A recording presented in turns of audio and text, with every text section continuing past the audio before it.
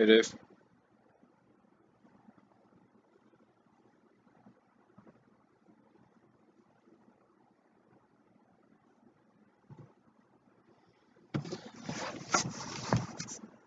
What the heck? Internet access failed?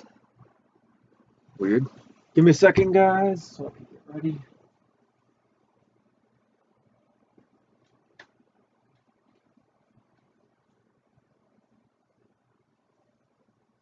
Gotta find a shirt to put on. I had to turn down my fan so it wasn't blowing so hard. Yep. Yep. Alright.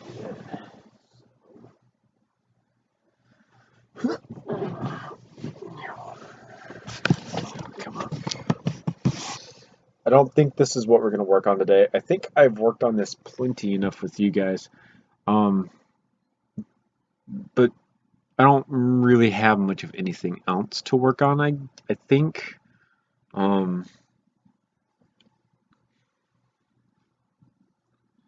Yeah, I don't really know what else we could work on.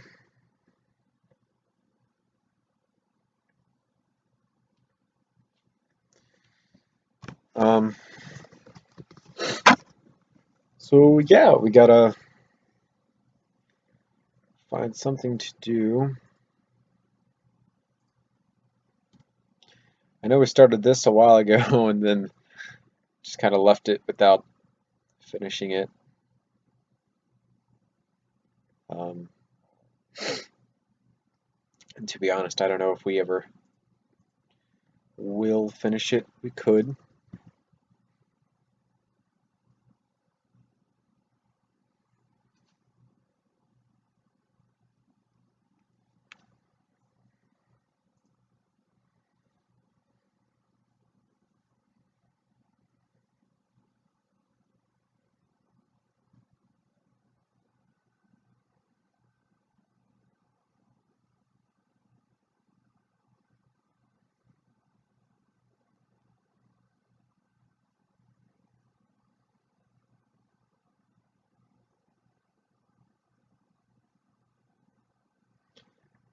I don't particularly play. Excuse the voice crack. I don't particularly play Halo too much, so I can't really suggest anything. That honestly have to be up to you to go do some of that research. I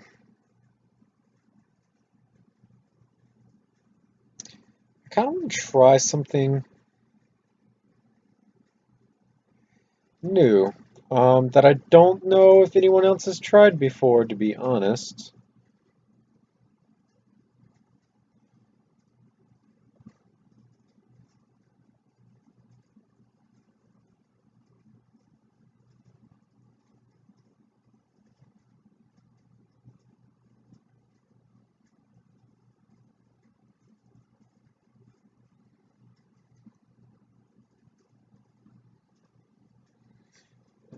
Do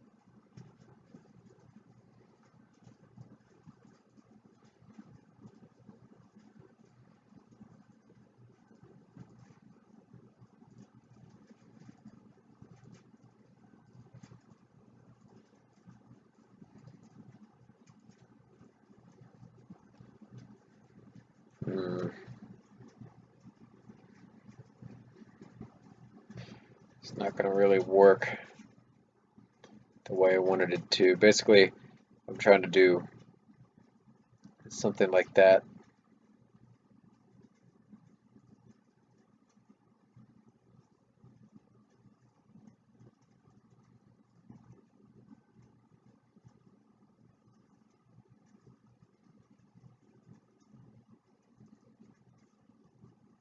Yeah, I know.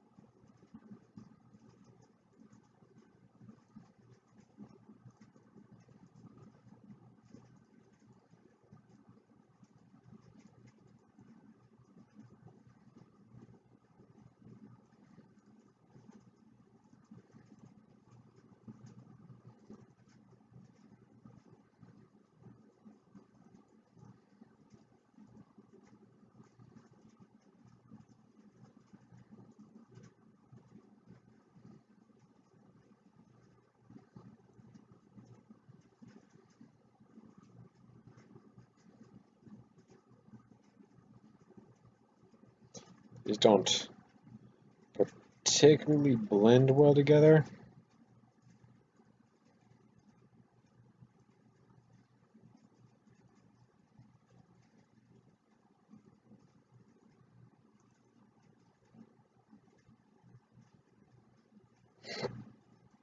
I just don't think that's going to work the way that we want it to. So I don't really work on that right now. That's the big problem as of late has been I just really don't want to work on that type of stuff. Let's see if these have updated yet. Nope, still haven't updated. Well, let's go to Lego, I guess. I don't really know.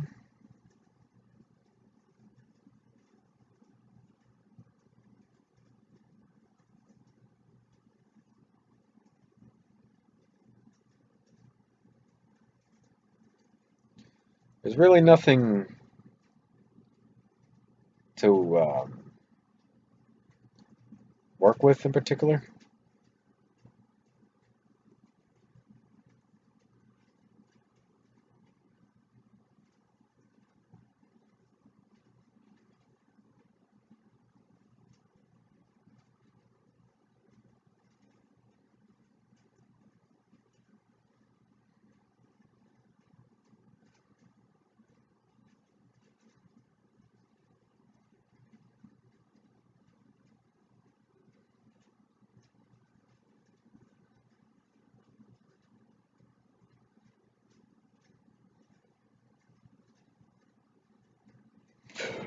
Yeah,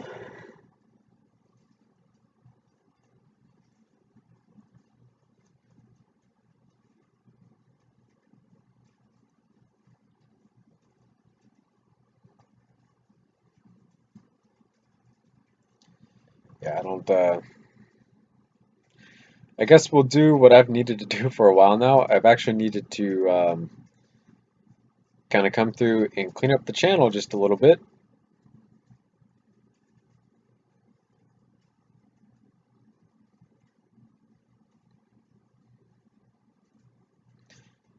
Look at all these titles that don't have names. We can delete this.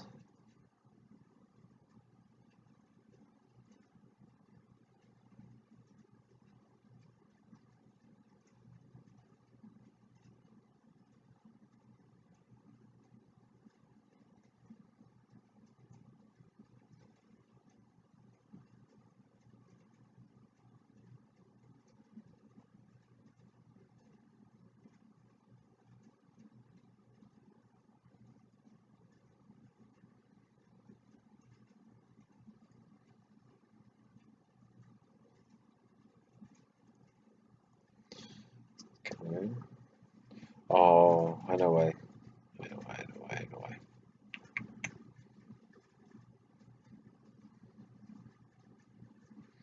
So basically, I need to come through and figure out what this is.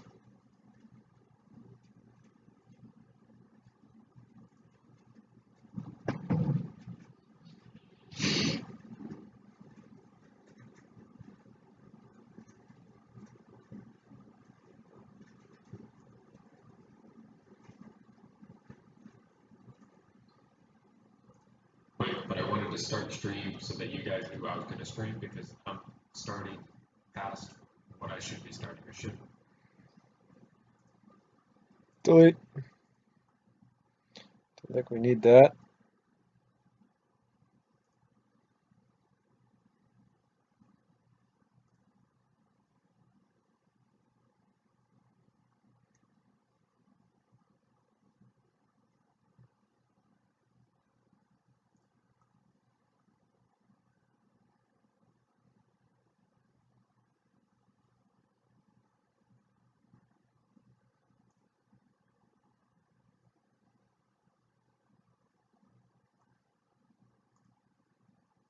Delete.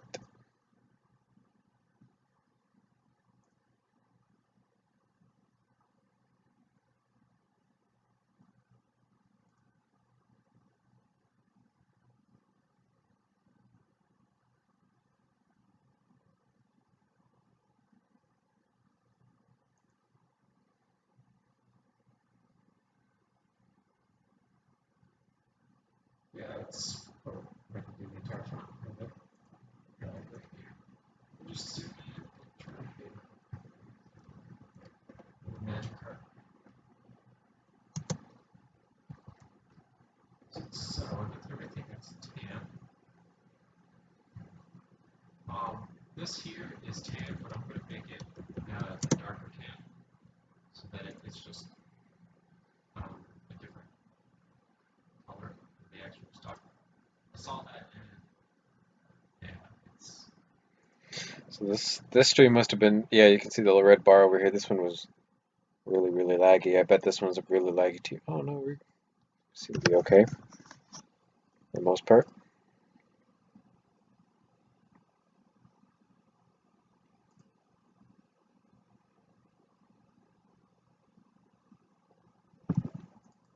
So I don't want to sit here and do this either. I haven't rendered a whole bunch of videos in a while. Um,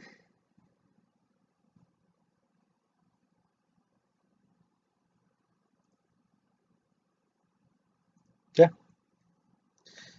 Well, when in doubt, we can find something else to do.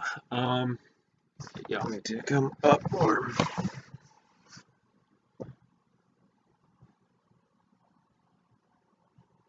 Yeah, I remember when I didn't want to make videos too long.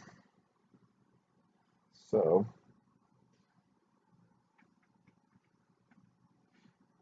my room needs a bit of a cleaning.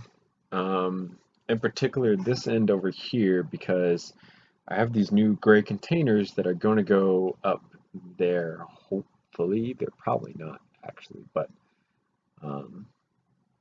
yeah, I need them to go somewhere. I see. Though I don't want to do that either. There's room cleaning I wanted to do tomorrow because I can actually like have some time to do it tomorrow. Um, I don't know. So I guess we'll do a story time stream. I don't mind doing another story time stream. Story time stream sounds fun. Been doing.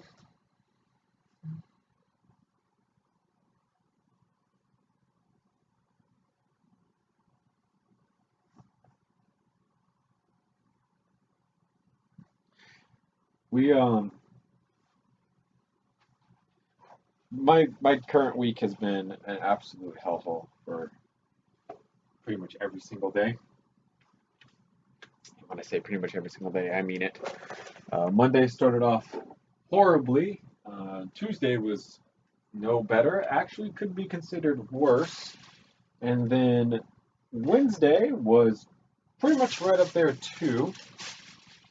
We saw an absolutely horrible, horrible film that I recommend to none of you.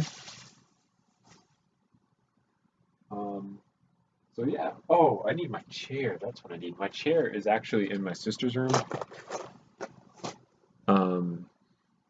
Because she's not here, and yeah, yeah.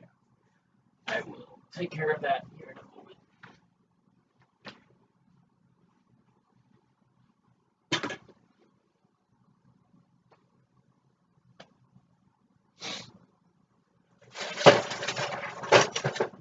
So we can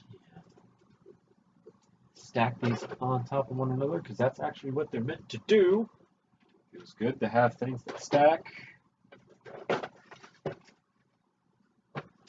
Boom, and now I got a nice wall right there, and there's actually two more that I can add to this nice wall. It looks super cool. It'd be nice to have it laid out, but the idea was to get them so that we can start organizing things and separate them in a general idea. So I'm going to go get my chair out of my sister's room, and then we'll be back and we'll talk about why my week has been so horrible.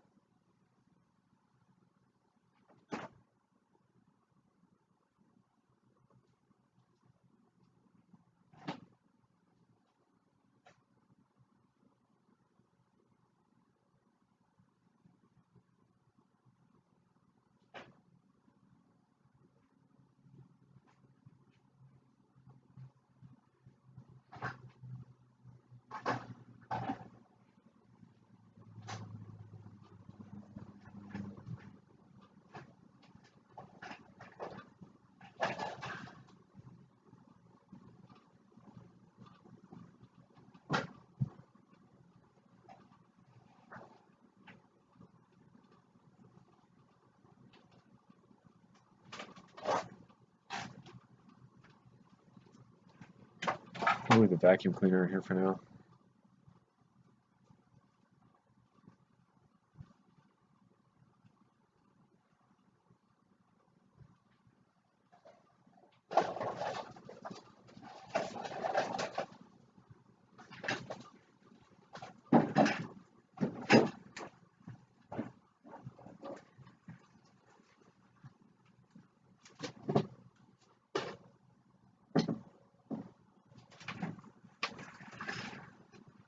All right. Boom. Here we go. I'm liking this setup here. I don't know if you guys can see it all too well. Let's find out. So you can kind of get it. There's four of these, I think they're Sterilite brand of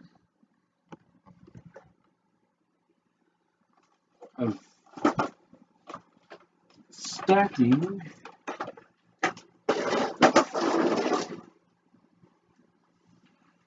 Yeah, Sterilite brand of stacking organizers, basically. They're like meant for tool shops and things like that. But you can obviously use them with Legos in small amounts. You can't fit a whole bunch in there, but you can fit enough to do what I needed it to do. And of course, what I needed it to do was just organize the 1,000 subscriber special parts. So that is exactly what I did. For the most part, there's some parts that aren't organized out entirely, but we are going to go to YouTube and we're going to look at something because the 1,000 subscriber special that I wanted to do was the AUG, but I don't have enough of the 45-degree pieces to do the AUG. The other thing I don't have enough of is the 1x2 pieces that I needed to do the AUG. But I remembered that Jim actually did a really cool kind of way to do his AUG, and he used these pieces right here down the side. And this was something that I kind of was wondering if I could do because this is actually a kind of cool technique and it's different, and I don't think everyone would do it like that. So this is kind of a cool thing to do. So yeah, that's something that we'll keep in mind as we go forward. So yeah, no, my week has been just absolutely terrible. Um, okay.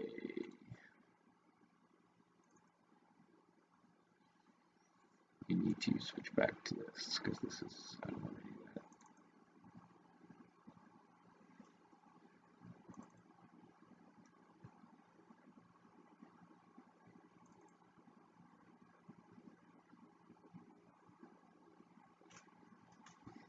Got all these pieces over here with no idea what to do with them.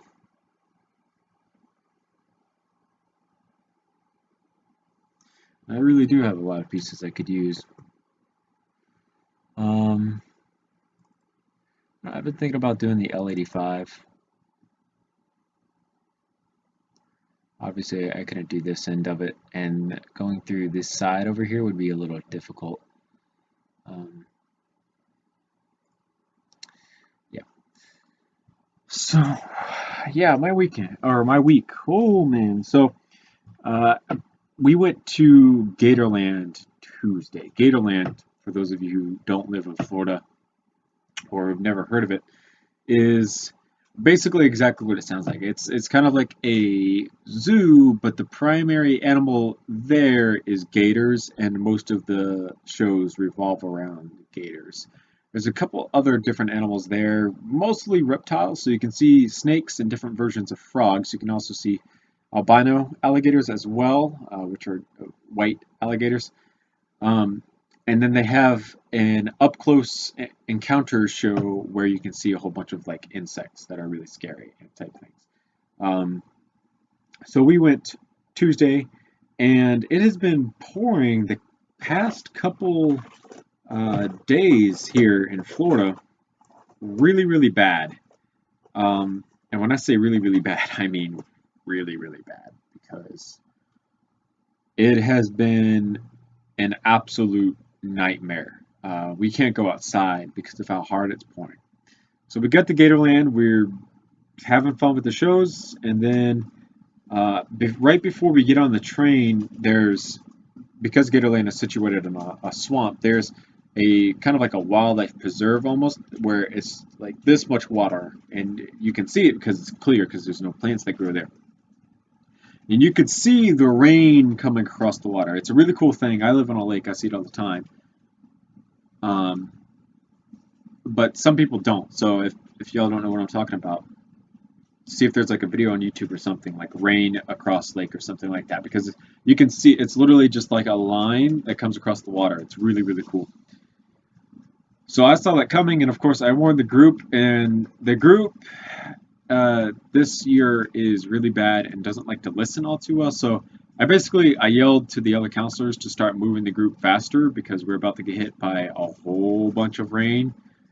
And they kind of piddle paddled around, and then we got hit by the rain all of a sudden, and then they kind of like started freaking out because they're all girls. I was literally the only boy on this trip.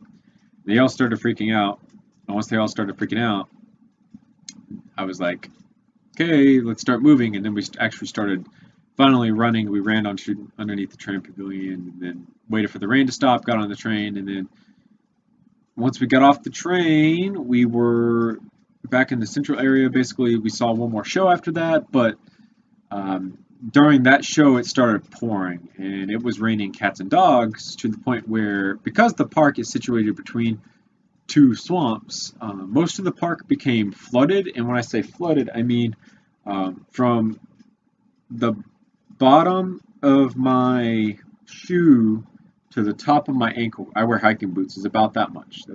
That's about how much it is. I stepped in, like on the sidewalks themselves, the actual sidewalks. While walking, I was up to the top of my shoe in water. It was basically half a foot worth of water. So that's how flooded the park got. I say the park, but it was more like just that section of sidewalk. And of course, that was the section that we had to walk through to get outside of the park to our buses and stuff to go home. Unfortunately, someone had the bright idea that instead of buying all of our kids lunch from the park itself, which would be expensive, we were going to take the coolers with all their lunch boxes in it to the park. Uh, which, because we had the coolers, we had to make 2 trips. So me and the person who had to make 2 trips were the unlucky ones who had to get soaked, and we had to get soaked twice. And then it was so bad that basically the second we got back to camp, me and that person were like, "Hey, we're leaving." Of course, I ended up staying because the amount of people in my group, I just found out today, the amount of people on my group list is 39. There is 39 kids in my group. I have first, second, and third grade, and we only have 3 counselors, and 2 of the counselors had got, or well, all 3 of first, second, and third grades group counselors got soaked, and 2 of them went home instantly, and then it was just me left, and I wanted to go home because I was soaked, and then I was going to just stay home because I was going to take the rest of the day off. Well, that would have left only.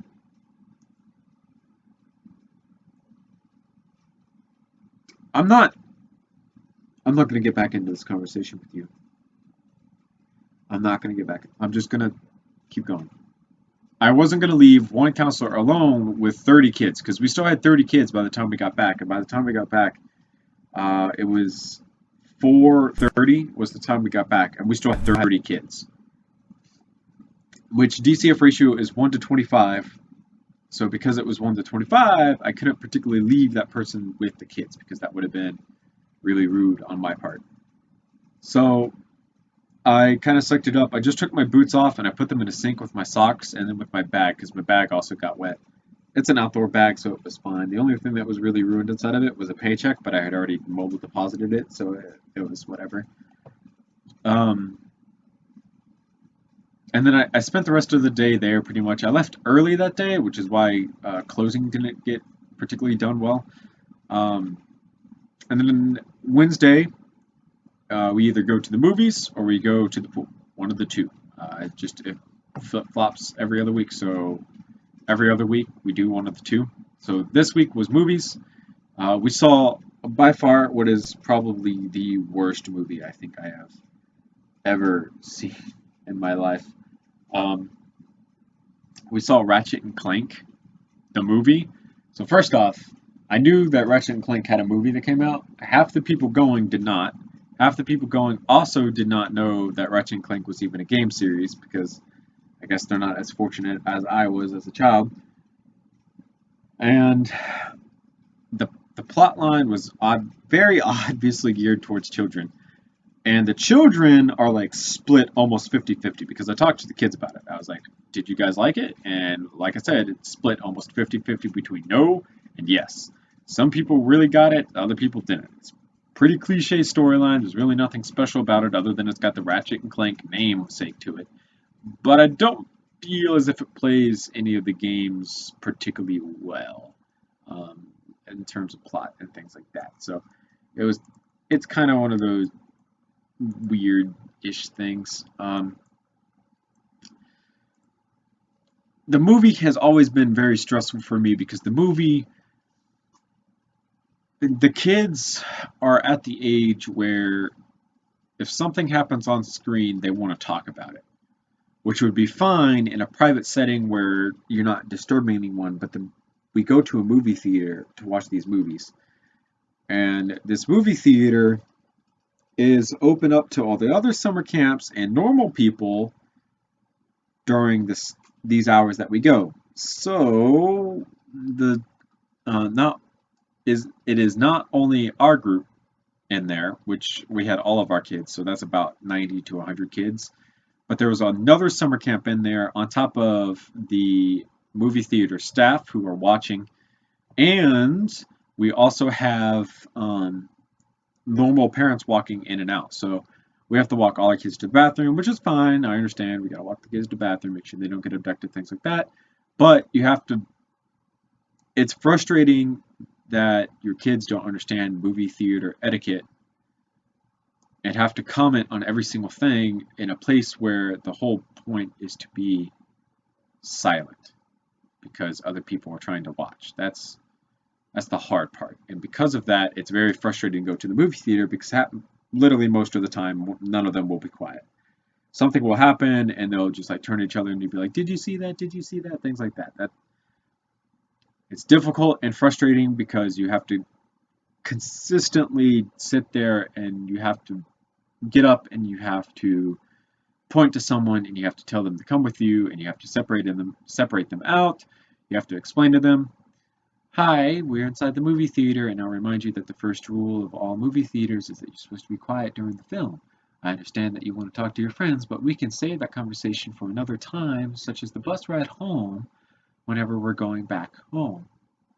If you would like to write down the thoughts that you are having, you can do so on this piece of paper and this pencil that I can provide you. If you don't want to do that, you can sit here in this newly separated spot and enjoy the rest of the movie." And of course, they give you some smart-ass comment or lip about how they don't want to move, they don't have to move, they don't have to listen to you, some crap like that. And it usually ends with me moving them anyways because I ain't gonna take shit from no kid. And yesterday was particularly difficult because we were blamed for a lot of problems that we're having. So currently, we do not have a director. So I have no acting boss right now. Yeah, it's just they are nowhere to be found in our wonderful camp program, which is not particularly a good thing because any questions I have that I can't answer, well, I can't answer them. So if a parent comes up to me, so a parent asked me today, we're going to Monkey Joe's next Tuesday, so a parent came up and was like, "Hey, my daughter has swim lessons on these days. What time are you guys going to be back?" She's okay to go.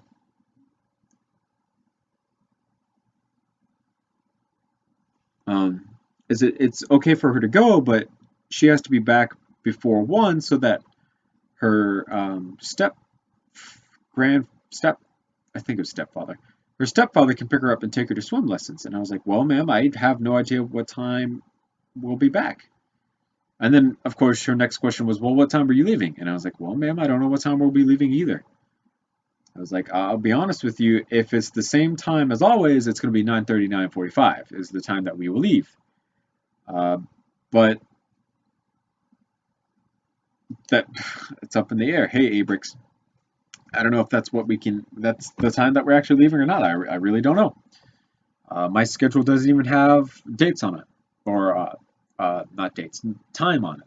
My schedule of field trips, where we go through and we look at every field trip that we're going on, has literally just the name of the field trip and then the date. That's our schedule. I'm doing pretty bad, Abrix, but it gets better once I'm home and I'm able to do my own thing. I'm discussing why I'm doing bad right now. Of course, a parent complained. I'm assuming, anyhow, that a parent complained because the director of a separate division, who's kind of like the director of all of us, but not really at the same time, came in and basically threatened all of us. She came in and she straight up told 3 people. She's lucky she didn't tell me because I would have blown up at her because I would have been pissed. She told 3 people that we were extremely unorganized and that we were looking extremely unprofessional and that we needed to get it together, or she was going to appoint someone to director who has business being director, but doesn't really direct. His job is currently as a handyman, and he can direct, and he's directed before, but he's currently a handyman, so it's just kind of, it's she came in and threatened us, and basically she told us that we're disorganized and we look extremely unprofessional because most of the time the kids are running around because we have no idea what we're doing. The problem that we have with this statement is that literally the reason we're disorganized is because, first off, we have no boss. There's no boss that comes in and organizes us at all. So the previous boss from last year and the boss that worked in the aftercare division for that matter would organize everyone. There would be a group meeting for that division at a particular time that he allocated before something happened to basically get them aware or get us aware and ready to go for the things to come. So he would meet up with us. He'd be like, okay, well, next week, Boy Scouts are coming in and they have this event going on. So this day, expect to stay late because we need to be able to set up the sanctuary for their event. So that would be chairs, tables, decorations, things like that. That is an example of a professionally organized boss. Well, that didn't happen. Monday, we came in for summer camp, and I will tell you now that we have no meeting. Our meeting is tomorrow after work at 6:30. And it's been 1 week of summer camp already, and we're just now having a meeting to discuss summer camp. But it's already been a week. So the meeting that we should have had last week before summer camp even started is happening at the end of the first week, which is not good because yay. Well, I felt like there was more to that statement and just completely blanked. So we look unorganized because there was no meeting to set up and discuss what was going on. Our schedule has 3 different blocks on it. So we have 3 different areas that we rotate through. We have the arts and crafts room outside, which is a field or playground, but if the babies are on the playground, we can't be on the playground, which is pretty much all day, so we don't usually get the playground. We usually just get the field. And then the sanctuary for some form of group activity or game. The problem is that a group is inside the sanctuary between 12:30 and 2:30, and the babies that sleep on either side of the sanctuary in rooms that are connected to the sanctuary sleep between 12:30 and 2:30. Who would have known that it was a horrible idea to put a group inside the sanctuary between the time that the babies are sleeping, because the group inside the sanctuary is going to make an absolute shit ton of noise and piss off the baby room because the babies are going to start waking up because they can't sleep because there's too much damn noise outside. So that was another thing that management came and started yapping away at us with because they were upset that we were making so much noise because there was 2 groups inside the sanctuary because, again, it's been storming like a bitch outside Florida for the past few days, so we can't go outside, which means 2 groups have to be inside, and only 1 group can be inside the arts and crafts room, which means the other 2 groups have to go inside the sanctuary because that's literally the only room that we have left. And of course, 2 groups inside the sanctuary is going to be loud. There's no ifs, ands, or buts about it. It's going to be loud. And of course, they came and they bitched and they moaned at us because it was too loud and the babies woke up. So that's another part of us being unorganized. The other thing is none of us were following the schedule because none of us quite can follow the schedule as best as we can. The problem is the kids... I think I should rephrase this into a different way. The problem with following the schedule is the schedule expects you to be on point, down to only 5 minutes worth of transition time, and that's just not enough. The rooms that we're using, well, the room that we're using for arts and crafts is another teacher's room, and that teacher is very anal. That's one of my favorite words, by the way. Very anal about how things are in her room. So if you touch any of her toys, she freaks out at you. If you break any of her stuff, she freaks out at you like, wow, I have never seen anyone freak out like she has. A kid last year broke like a plastic food item, and she threatened the kid and then basically said, I'm talking to your mom, and then at the end of the day talked to the mom, and then like freaked out on the mom because the mom basically said, I don't know what the big deal is, and then the teacher was like, but it is a huge deal because you broke my stuff, and then kept going. It was not good. So if you leave any trash, if you break anything in these rooms, this teacher will flip on you. So we have to make sure that it's absolutely spotless, and kids will only do what kids want to do. So you can tell them, hey guys, we're going to clean up the room now, and then they'll grab only 2, 3 pieces of trash, and then they'll sit down and they'll just find something to play with until you finally leave. Because that's what kids do. Because there's always someone else who's going to pick up the trash for them, which is why it takes a lot longer because you have to sit there and you have to delegate everything, which of course with the kids these age is going to happen, and that's why 5 minutes for cleanup and transition time is just not enough. We need 15 would be better. The schedule needs to fit just a little bit more flexible with everything as opposed to being so rigid, because that's an issue that we're having with the unorganization. Um, let's see. Unprofessional looking. I equate unprofessional looking to the amount of yelling that I've had to do. See, I say yelling. The amount of projecting that I've had to do. I've had to get loud a lot lately. And that's because, well, the kids don't listen. So if we're inside of a sanctuary with 80 other kids, well, not even that. I've got 40 kids in my group. Since we're at 39, I've got 40 kids in my group. So if we're in the sanctuary with 2 other groups, I know uh, fourth, fourth and fifth grade, I want to say have 25, and then middle school has I want to say 25 on top of that. 25 and 25 is 50. 50 plus 40. We're about 90 kids. Hey, Troy.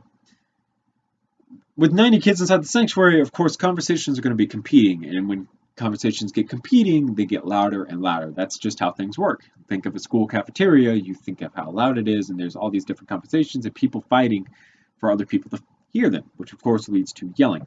I have to beat out all the other kids to talk to my kids. So, of course, I have to project. And if a parent comes in and hears how loud I'm getting, their perception, because that's what it is that the group of people that they are entrusting their kids to are extremely unprofessional who yell at kids all day. That is where I think the unprofessional aspect of it came from. Back to the organized part, we don't have very many group games to play anymore. The problem with group games is finding one that a majority of people want to play. There will always, no matter what, be someone who does not want to play the game that you want to play. Guaranteed. I guarantee it. Always. Which means the game that you have to find, you're trying to put 35 kids in, at least. You're trying to find a game that 35 kids can play and 5 kids can sit out, because 5 kids are manageable that are sitting out. And you're trying to do it with a game that does not involve people that get out. You want everyone participating. The problem with games that involve people getting out, say Dodgeball is a good example. We'll use Dodgeball. The problem with Dodgeball is that once people get out, they're no longer engaged in the game that you're playing. They want to do their own thing because they get bored. Yeah, we're going to do that later.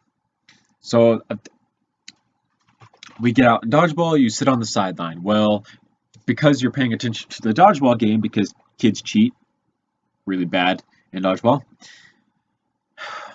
you're not paying attention to what's happening on the sideline. All those people sitting out, and because you're not paying attention to the people sitting out, they go off and they start doing their own thing. So they'll start coloring, they start throwing balls back and forth that are supposed to be for the Dodgeball game, but of course they found it because it got thrown, they went and got it, now they're playing with it.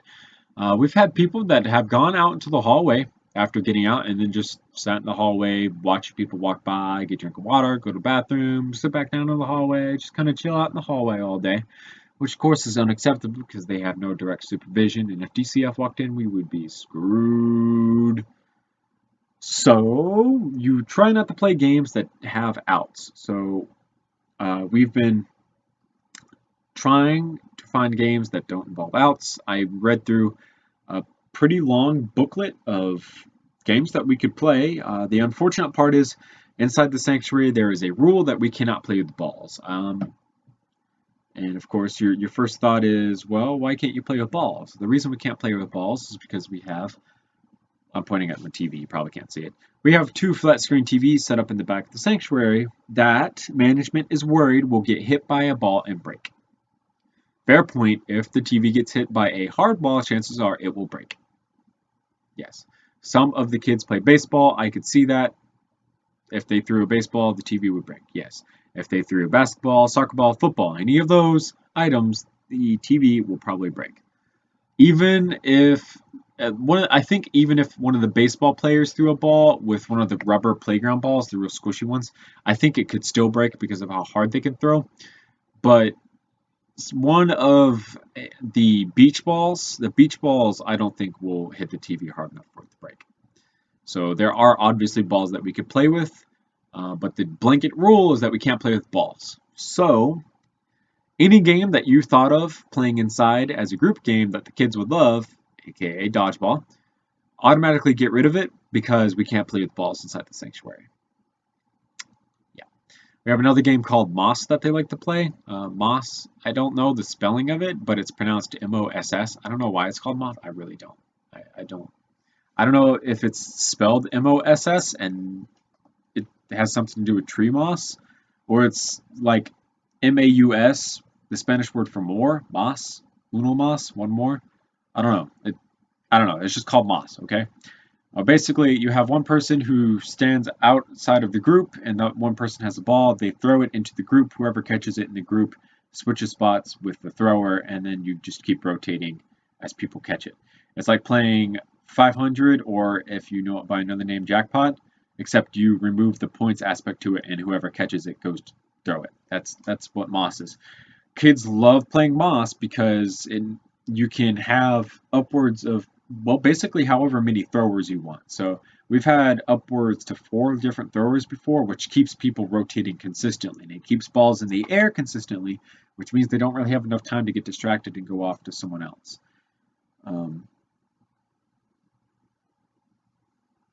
I guess it could be an acronym. Well, we can't play MOC anymore because it involves balls, and, well, we can't play with balls. Gaga Ball, which I guess is a pretty popular camp game. I never heard of Gaga Ball until I went to this place. Where you basically, it's like dodgeball, except the ball stays on the ground and you hit it, and if it hits their legs, or if it hits from their waist down, they're out. So butt is included in that, by the way. That's how we play anyhow. Gaga Ball was super popular. It kept the kids entertained for hours. The only problem with Gaga Ball is that you had to make sure the kids weren't fighting and you had to make sure they weren't cheating because they cheated so much. It didn't touch me. It didn't touch me. I didn't feel it. Oh, it skinned me. It skinned me. That doesn't count. That doesn't count. Headshot. That was a headshot. Headshots don't count. Things like that. They do that all the time, and you just got to make sure you ain't doing that all the time. Well, you can't play that anymore because despite the fact that the ball stays on the ground and that you're only rolling the ball, well, it still involves a ball, so you can't play with it. Human pinball, you set up the group in a circle and one person goes to the middle. The people in the circle get 1 or 2 balls. How actually it could be fun with 2 balls. Yeah, hey, you could go 3, you could go 4. Basically, the person in the center has to dodge the balls. If it hits them, the person who hits them comes in and joins the center. Well, doesn't join, switches spots with the person in the center. The goal, it's like dodgeball, except you have only one person moving and all the other people are in a circle. And the balls are supposed to stay relatively contained because of the circle that's around them. Can't play that game anymore because it involves a ball. All those games that I just mentioned that the kids absolutely loved, we can no longer play because it involves a ball. Which means when management comes in and starts bitching and moaning that we're not playing any form of group game, and we ask them for solutions which they refuse to give to us,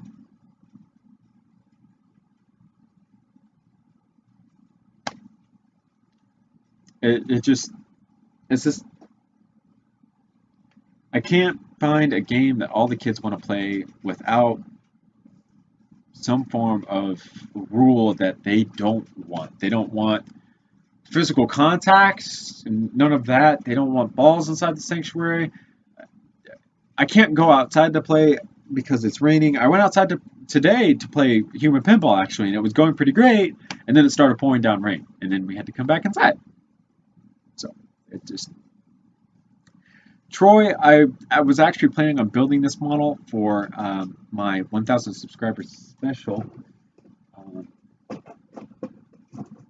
One sec.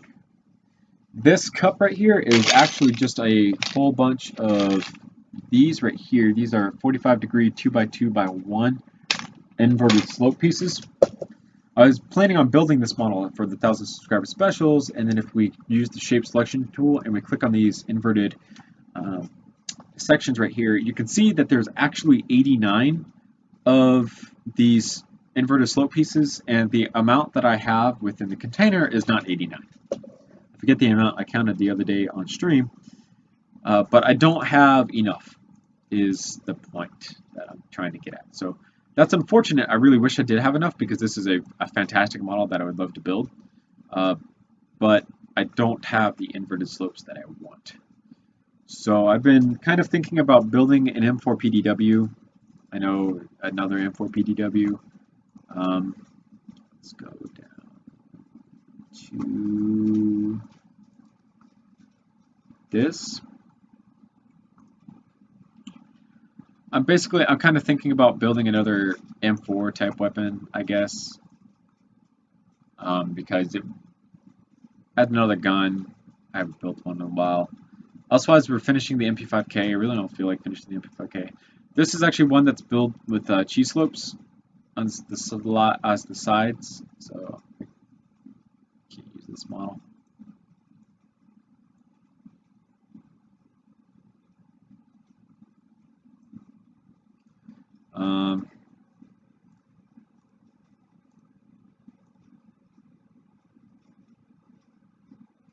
Where's the FMG 9? FMG.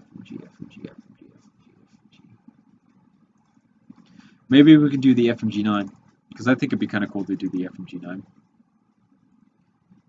My first folding gun, essentially.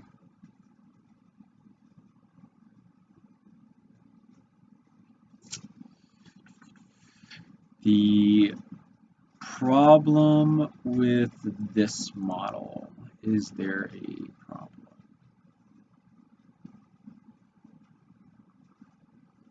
The problem with this model at this point would be some of the slopings back here. I don't think I have enough to do all that.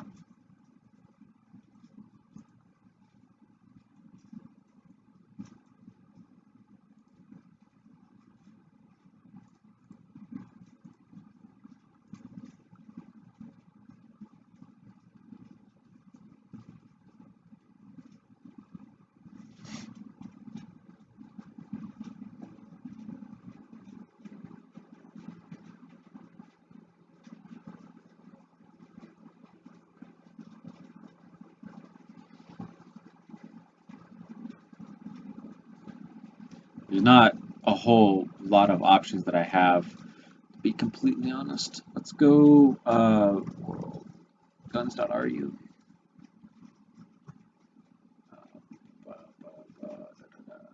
Boop. And we are going to scroll down to Germany, wherever you be, and we're going to click on this.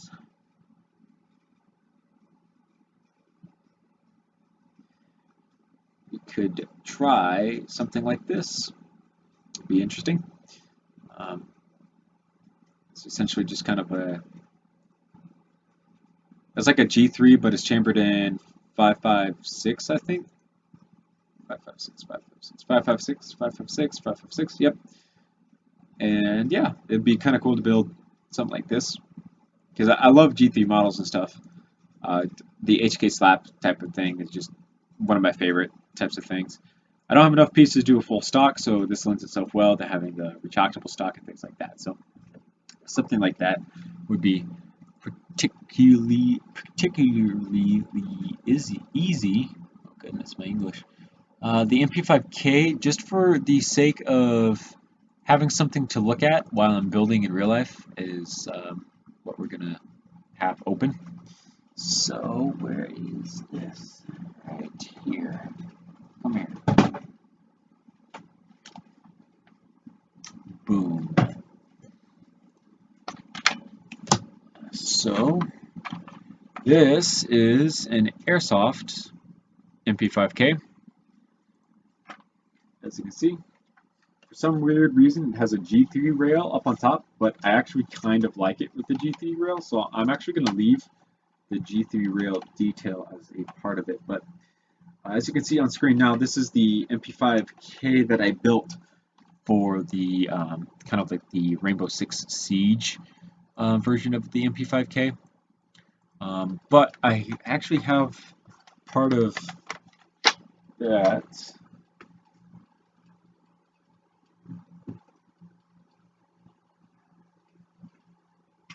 in the process of being built right here. So we need to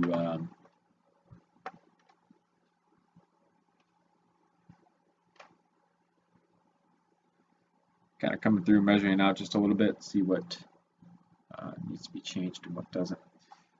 So I kind of want to, I guess we'll continue working on this.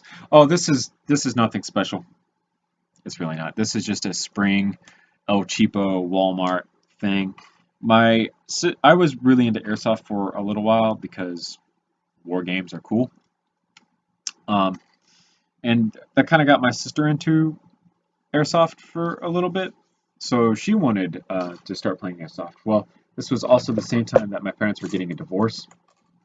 So my mom, to kind of try to buy my sister almost, find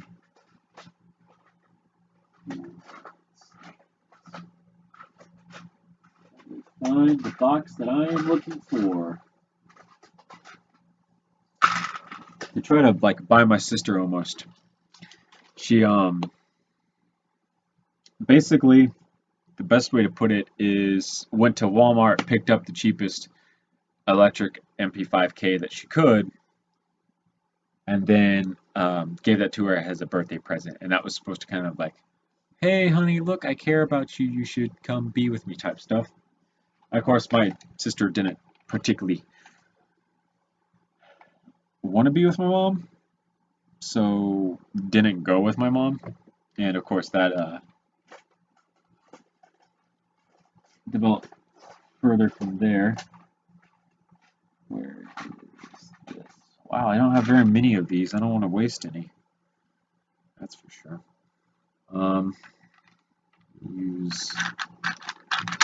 Use the black ones on the outside. So we need those, and then 1, 2, 3, 4. We literally just have enough of the bracket pieces that I need. I don't have. Well, I guess I do have a gas-powered 19. Oh, I just hit my phone.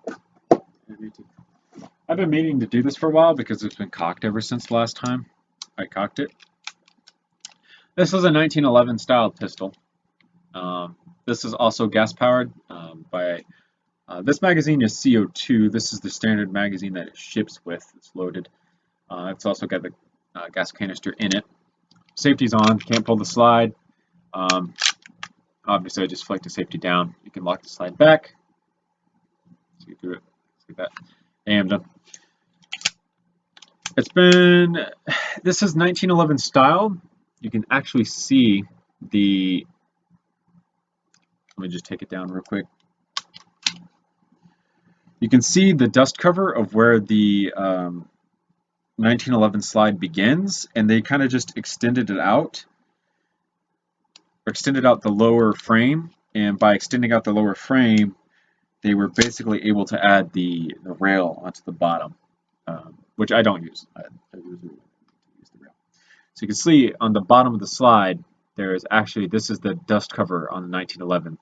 So if you were to take and cut off most of the frame back to that portion right there, you would be fine because there's still a dust cover on the slide itself. So just kind of a weird thing.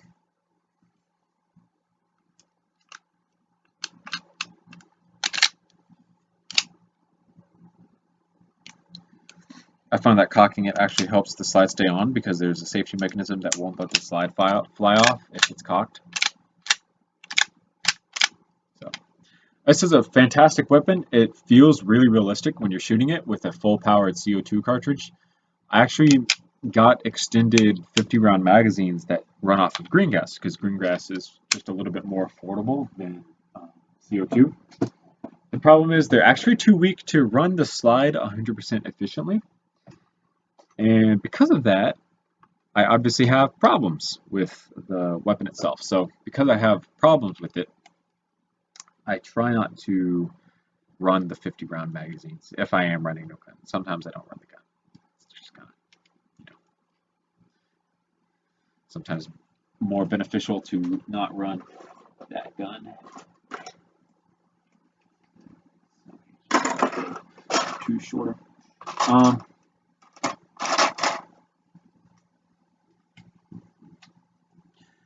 So that's what I have for sidearm. As for assault rifle, I have one assault rifle. It's a full-size AK-74.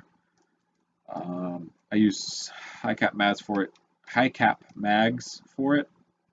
Fantastic gun. I absolutely love it. It was just an absolute beast at range for like no reason. It doesn't have a fantastic barrel or any modifications to it at all, but it was like just extremely good at range. So, and I literally have no idea why too. So this is a four. This how long is this actually? Four, four, four. So four, four, and four is a 12. Are these 12s? 2, 4, 6, 8, 10, 12. I should know. I don't have. We use these two dark gray panels. Like I said, it just has this ridiculous range on it for no reason. That's just super fantastic. And then I also have an SMG that I bought off a friend for really cheap. I actually like stole this from a friend, basically. Is how cheap I got it. It's a Thompson that's been heavily modified. At least how many? I go to say that at least there's $400 worth of upgrades in this gun. Excuse me. This thing shoots, I'm not lying, 35 BBs a second. It's a Thompson at really low FPS, which is why it can shoot so fast, because it doesn't take a whole lot to pull back the piston. It shoots 35 BBs a second at about 250 FPS, but this thing was a beast at close quarters. Like I used it for like a hybrid field that we had, and I used it for one game before I broke it. Obviously, shooting things at 35 BBs a second that aren't air operated, that are spring and piston operated, you can strip the teeth out of the gears, which is what happened. It was the piston. I just need to go through and fix the piston, and then the gun will be up and running again. But beside the point. Just absolutely destroyed people in CQB combat and things like that. Just fantastic gun. Absolutely loved it. Need to probably get it back up and running again so that we could actually start to use it again, because I think it would be really cool to use it again. So those are the three primary airsoft guns that I have. I don't really have much more than that. I didn't really need much more than that. Once you get, even then, I don't use the sidearm as much as what I thought I would use it. Most YouTube channels that you watch will have you think that a sidearm is like required almost for games and stuff, but it turns out that it's really not. So because the sidearm wasn't really required, I really didn't go for it. I didn't go full cosplay milsim or anything like that either. Honestly, I want to, but I don't feel like it's a necessity for the game at all. It's more or less just kind of like a cool thing to do, is kind of cosplay your favorite unit from around the world. So whether that be Spetsnaz or American, GIGN, things like that. There's no, you don't have to do it. You can do it.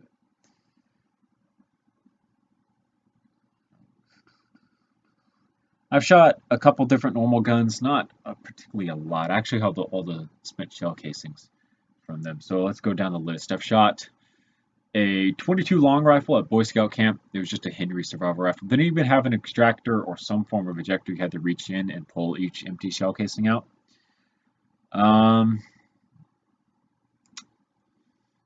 I shot a 22 pistol before. It was a Ruger Mark III, an absolutely atrocious gun to break down and clean. I shot a 38 Special pocket, not 38 Special, I'm sorry, 380. I'm thinking of 38 Special because I have a shell cartridge over there.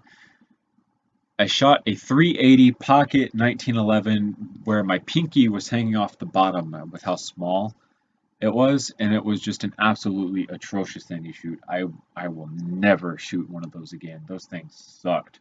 That honestly, this last little finger does so much to control recoil. That thing kicked so bad, and it was really loud. Loudness didn't really get me because someone beside us was using a 300 Winchester bag rifle, so it really nothing compared to how loud that thing was.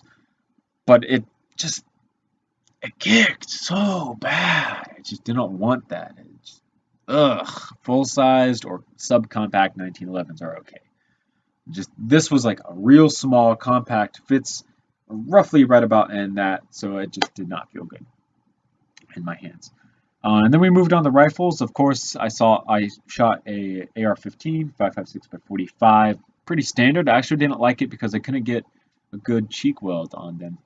I shot 7.62 by 39 out of an AK-47. Pretty fantastic. I had better accuracy with the AK-47 than I did the AR-15. Of course, that could be solved with practice, but I actually had better accuracy with the AK. Just saying.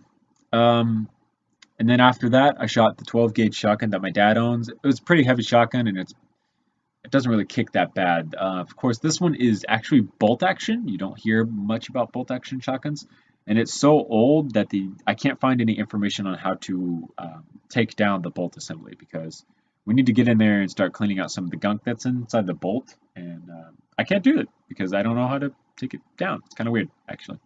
I can get the bolt out of the gun itself. That's pretty easy on most bolt action rifles. You just kind of, as you're cocking the bolt, just kind of pull the trigger at the same time, and the bolt usually comes right out. It's actually pretty cool, pretty easy. This thing is a 4-round shotgun, 1 in the chamber, 3 in the magazine. The magazine is just atrocious, absolutely finicky. It got to the point where we basically didn't use the magazine. You have to, if you want to use the magazine, you have to hold the magazine up, and then you have to chamber the round. It's more of a pain because your arm naturally sits way out here on the rifle itself. More like here. It's really long. This thing is almost as tall as me in terms of length. The barrel is super, super long, and if you ran slugs through this thing, you would destroy something. This thing's almost like a sniper rifle if you ran slugs through it with how long this barrel is. So this was a fantastic gun to shoot. It was super, super fun to shoot the 12 gauge. I was scared of it because it's a bolt action 12 gauge. It has no springs inside of it, which means all of the recoil is going to your shoulder. I was scared of it because of that fact, because I'm recoil shy. It turns out it was actually still a lot of fun. So shooting any other type of 12 gauge should be fine from now on for me because it's a bolt action 12 gauge as compared to something with springs in it. It'd be a little bit easier to shoot. Other shells that I have over there, I have a 380 special that came from the mailbox in our neighborhood. Apparently, my sister heard gunshots one night, and then the next morning went to check the mail. And when she got to the mailbox, there were shell casings lying on the ground. And she brought one home. And that's where the 380 came from that I have. And then I also have a 30-06 out of the M1 Garand is the most popular rifle that I can think of. There are obviously other rifles that use 30-06. That came from my great-grandfather's funeral because he was in the military. He had a 21-gun salute. They hand out the shell casings afterwards as kind of like a in memoriam type thing. So I have one of those as well. Hey, Jose. So yeah, those are all the shell casings I have and all the guns that I've shot so far. I would love to go back to the range, but the only gun that I have to go to the range with is the 12 gauge. So she's gonna need to get used to the 12 gauge first as her first gun to shoot, which is, I mean, it's not the worst gun in the world to shoot as your first gun. Oh god, what did I break? What did I break? What did I break? I broke everything. I'm breaking it. It's breaking. It's breaking. I dropped it and then I grabbed it with my feet or my legs instinctively, and like I broke off the grip by accident. Oh boy, I need to come through and fix that as soon as possible.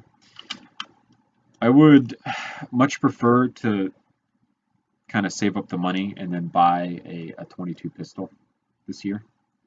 Would be the ultimate goal, which is possible. I can probably do that at this point because we're moving into summer. I have a full-time job now. I can actually afford to go out and buy things. Of course, the part that I'm going to need is not going to be available. I think we'll see. Let's go on over here.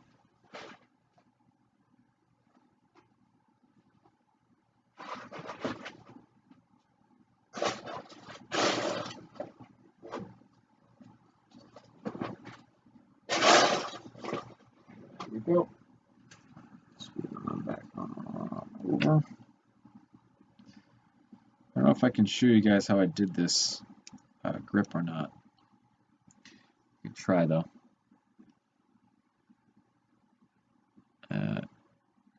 Yeah, it makes like I really like I love grenade launchers because of the noise they make, because it's just kind of like a poof sound. It's really great. So this is how I did this grip. It's actually kind of weird. So it's actually one of these Technic pieces. You probably can't really see this well because it's all black. It's one of these flipped upside down, and then these two bricks here are actually ratcheted joints. Let's see if I can pull this out. Ratcheted joints like this. And then there's just these little pieces on the inside. So this kind of just clips in like so.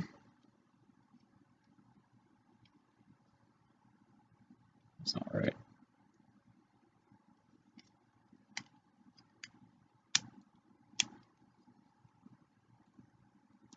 Why is it so hard to take out and now it's so easy to go back in? There we go. So slide this right into here. Oh, I forgot which one it was in. Oh boy. It was in the middle one, I think.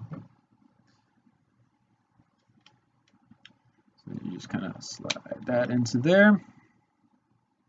Slide that into there. And you can see the gap between these two pieces is pretty minimal. So you can set up a grip in this the same angle with it. Just it works pretty well for what it's needed to work with. So that's kind of the cool thing about using that method. It's also a method that I had never used before, which is kind of found to be unique and interesting.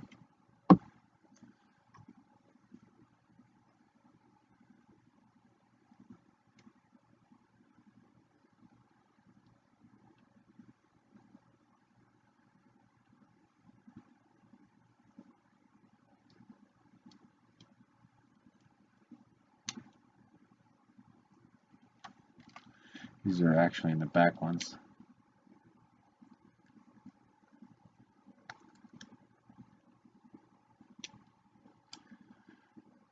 In terms of guns I want to shoot, I really, really, really want to own a Kel-Tec PMR-30, which is a 22 Magnum, 30-round capacity pistol. It's fantastic. That's standard capacity. That's not even with extended magazines. That's just the normal capacity is 30 rounds. It's a fantastic pistol. Has a low bore axis, like a CZ75, and it also includes I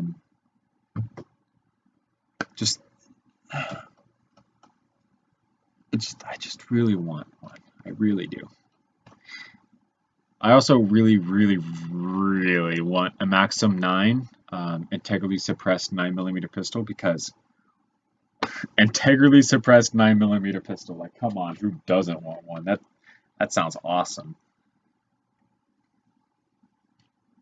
So let's flip this over, take another look at where we are at. I think we are good for that. We're gonna come in and fill up the top here with pieces. So we need flats right here. So this is the floors.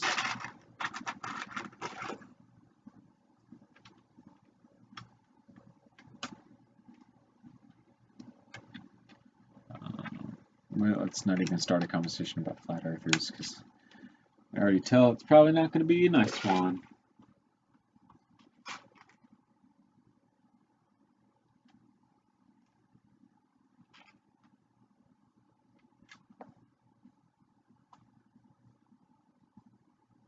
I hate dropping these really, really small pieces that you have no idea go after you drop them. Sucks. So that'll be that, and that. In terms of bolt, sled bolt thing, whatever. Let's find one of those. One of my new favorite pieces of all time is this thing. This is a Technic hole on just a splat. These things are just absolutely fantastic. I love these things. If you can get some, you can do a lot, and I mean a lot of super cool stuff with them. So if you get them, try to use them as much as you can so you can find out all sorts of different ways to use them. So the next thing I'm going to do is basically come in and fill the top of all these rails. Oh god, that's a lot of dust. I don't know if y'all can see that on there. Ha! Fell flat. Great pun. Hate you for that. We're going to come in and we're going to fill the top with bricks. Do I have one black 16, 1x16. A couple black 1x8s. We'll use 1x8. I don't mind using them. Boom, boom. Gonna come in and fill up pretty much the entire gun actually with 1x8s.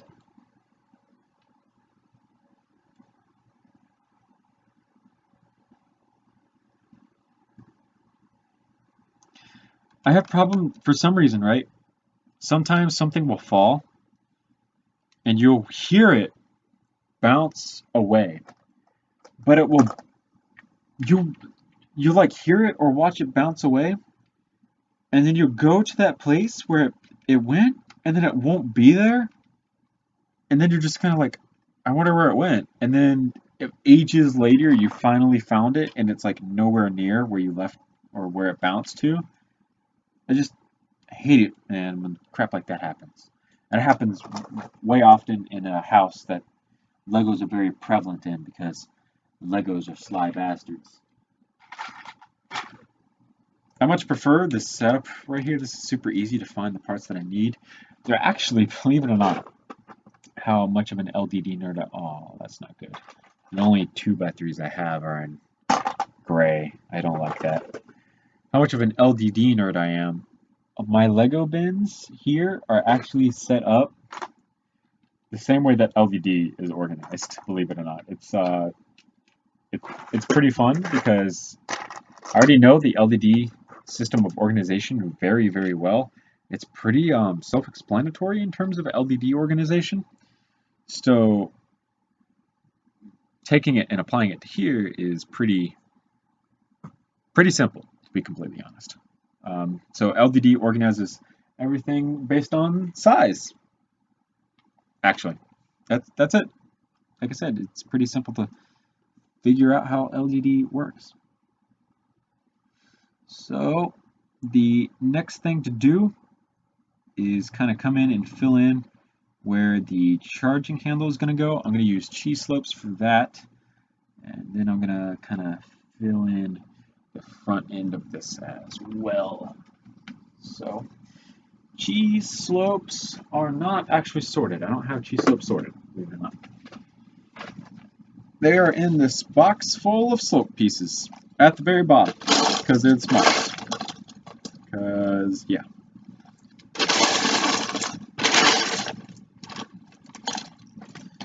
So, I need an 8 worth of room.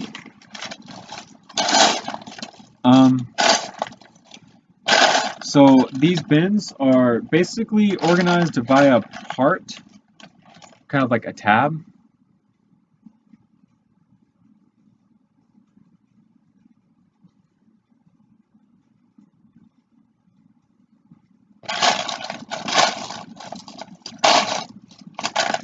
The first bin here to my left is flats, and then the bin below that is flats continued. But this first bin is, I'll just name them off: 1x1s, 1x2s with jumpers, 1x2s with 2 studs, 1x2x2s L's, 1x3s, 1x4s, 1x6, 1x8, 1x10, 1x12, and that's all the 1x's. 2x2, 2x3, 2x4, 2x6, 2x8, 2x10, 2x12, 2x14, 2x16. 3x3, where are you? 4x4, 4x6, 4x8, 4x10, 4x12, and then we start getting to the 6s and so on. So they get larger as you go. This one is essentially all of the standard bricks. This is 1x1s, 1x2s, 1x2 modifieds. So there's 3 different types of modifieds. So we got brick, vent, and then wood is what I've known. I'll get lighter colors so y'all can see. The kind of like the wooden ones that people use logs and stuff for. The L shapes, these are 2x2s. The L's, 1x3, 1x4, 1x6, 1x8, 1x10, 1x12, 1x14, 1x16. Then we get to 2x2, 2x3, 2x4, 2x6, 2x8 and above, because I believe it goes up to 12. And then we have all these wall pieces. I just put all the wall pieces in one of their own container, but basically all these really big wall pieces that they just use for filler and stuff, all go in themselves. And then the one below that's just a whole bunch of specialty pieces. So, yeah. That's how all the bins are organized. Pretty self-explanatory, to be completely honest. And it works out fantastically. Because if I need something, well, it's pretty easy to find. Other than this right now is not easy to do because I'm looking for parts that aren't organized. Yay!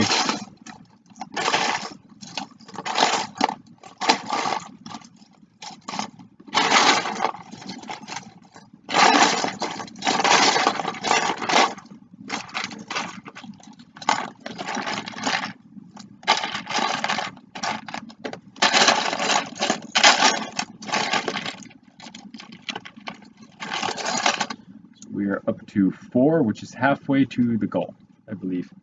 I think we need 8.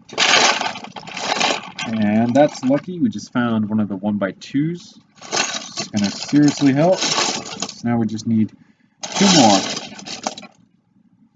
And we're good.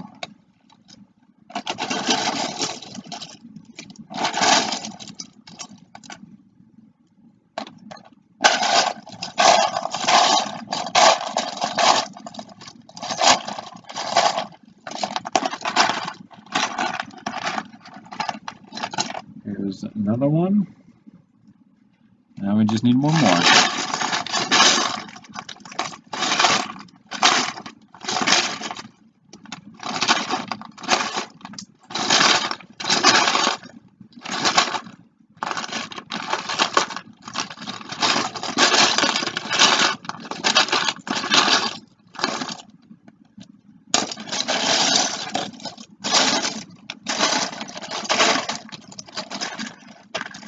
Another 2x2. We'll put the 2x2 ones down at the end.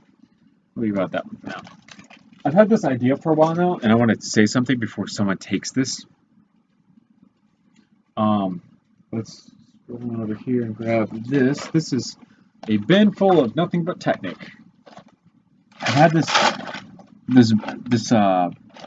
idea for a while that I want to talk about. So let's just kind of set this scenario up. So, whatever, girl.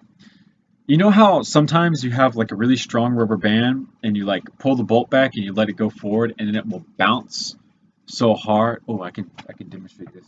It'll bounce so hard that it will stay open. I have a solution to this problem that I've been thinking about. So let's take, for instance, this is the SCAR Pt.1 upper receiver. See the bolt in this one, I should hold it from the back, works extremely well. There we go, that was a perfect example. You can see that there's just this slight little bit of gap once the bolt goes back forward. It should be home closed like that, but it gets just a slight bit of gap. It's not exactly the farthest forward that it should be. I want to stop that problem. It's not really a problem, it's just kind of nitpicking.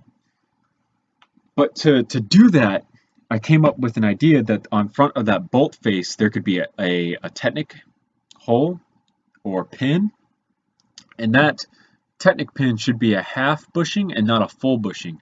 That would leave it easy to open with your charging handle without breaking pieces, but it would also still allow you to be able to close the bolt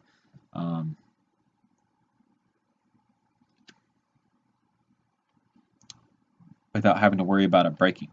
Or not breaking, but like you get the idea. The idea is basically it would be better to have that there as opposed to, I don't know, something like just a strong enough rubber band where it doesn't bounce. It would close the bolt properly, like it should, and then it would almost hey,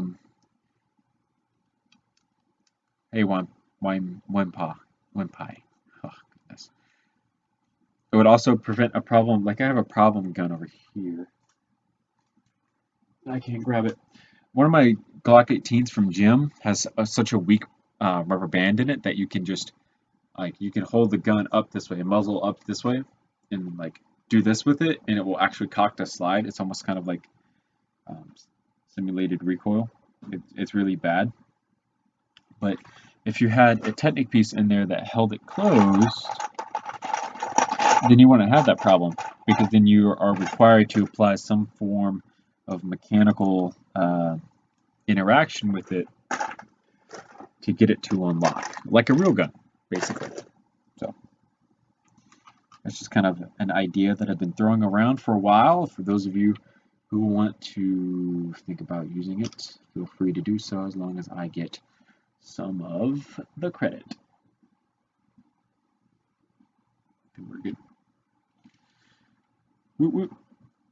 So yep, that goes like that, and then this is gonna come out just a little bit. I'm looking for a bracket piece.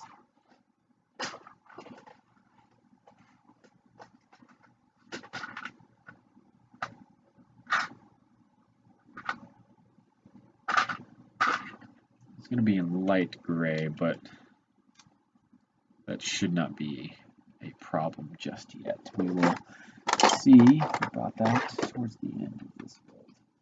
That's whether or not it's a problem or not. So now, just got to fill in a little bit of the front. I love it because I now actually have like a decent amount of 2x2s.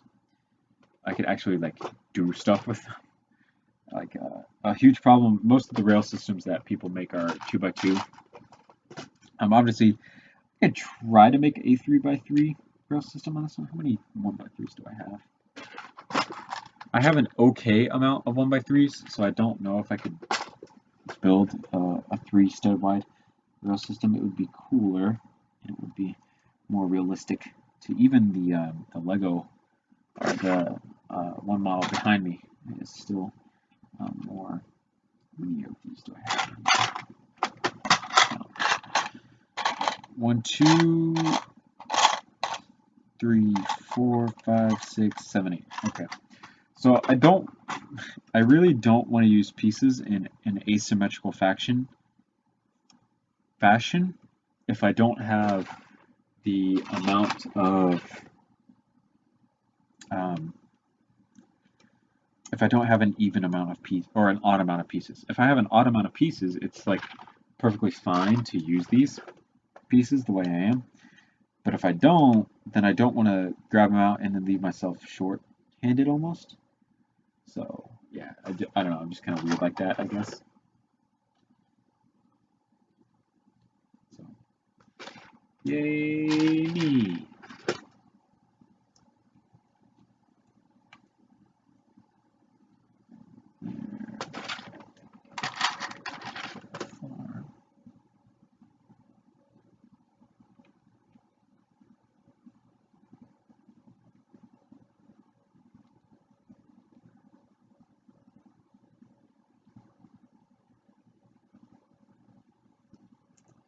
That's everything we have so far. It actually almost looks like a full-sized MP5, to be completely honest, and not like an MP5K. I have always wanted my own MP5 model, and this is turning out actually pretty good. I'm pretty happy with this so far, to be completely honest. I think my one downside is the shell ejection port over here on this side. But I think we will be okay for the most part. We'll have to stick around with the build and see how it goes. We need to come in on top and finish that off. So let's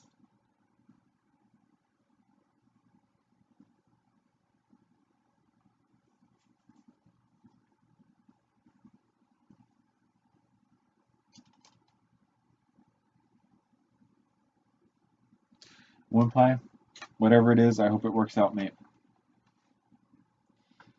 So basically the next thing that we're going to do is close off the top of the gun. Is essentially the next thing that we're going to do after we build the bolt, because I still haven't built the bolt, and it's kind of important to build the bolt. So we are going to build the bolt out of dark gray, and we are going to build it in just the right way.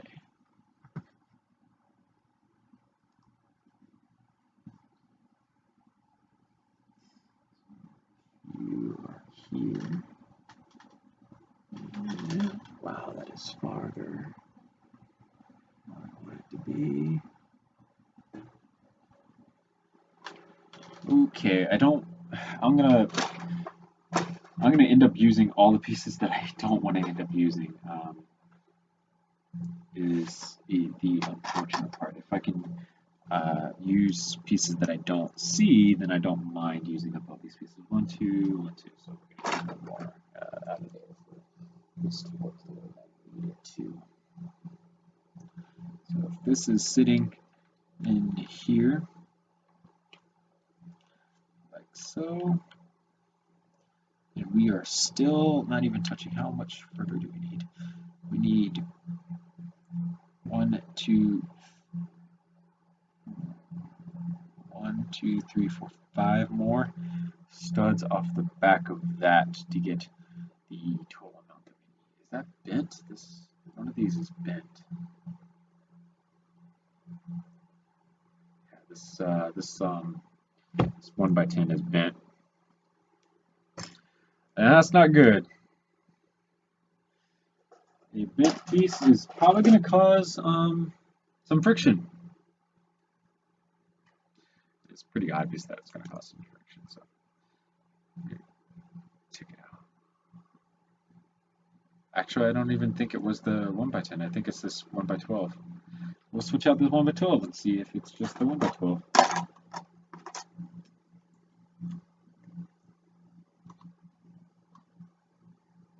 I was doing it too, to be honest.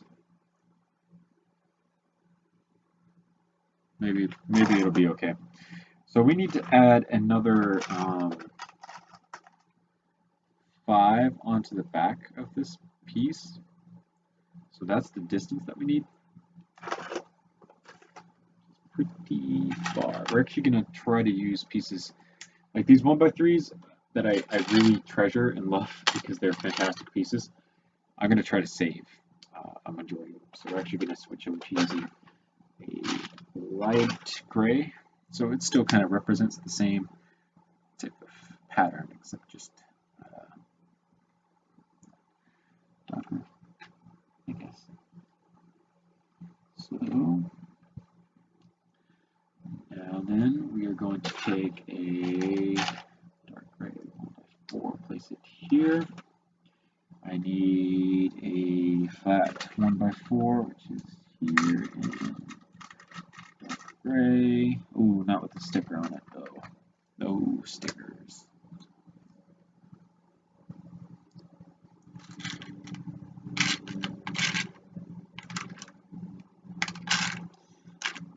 So all the darker 1x tiles that I have are in dark gray for some reason.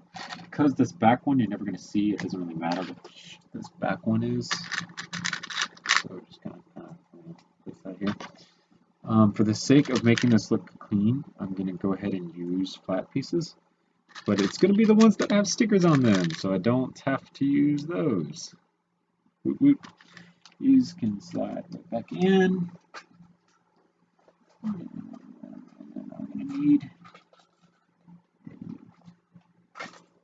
1x3. So that is in fact bent. Something here is bent. So I don't think this is going to slide as easy as I want it to on this track. I've tried to limit the amount of friction involved in this situation, but I don't think I'm going to be able to entirely do so, which is a shame. Now then, how far down must I go?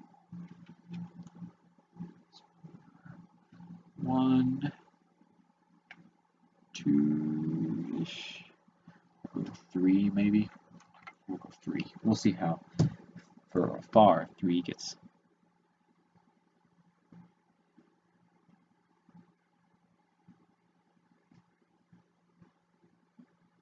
I can't tell from this distance. I'd have to zoom in on it.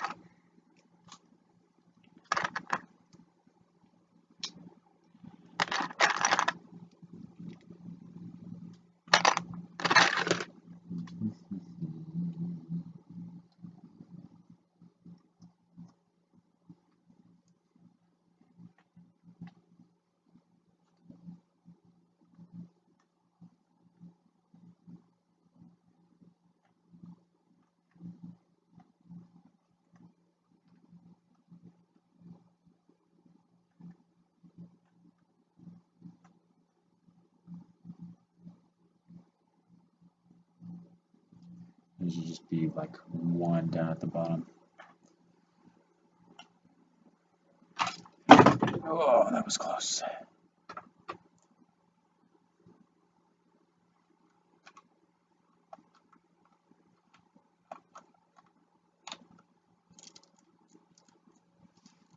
I almost dropped this entire front section.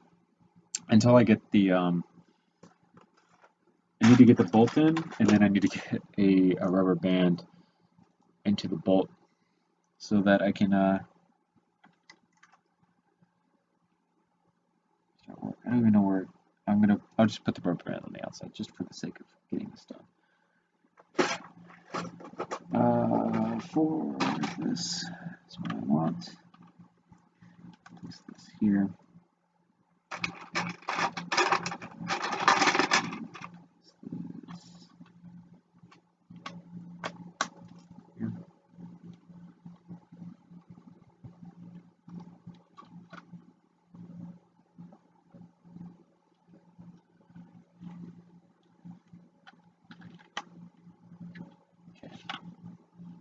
It's going to be decent. It's not exactly going to be the best.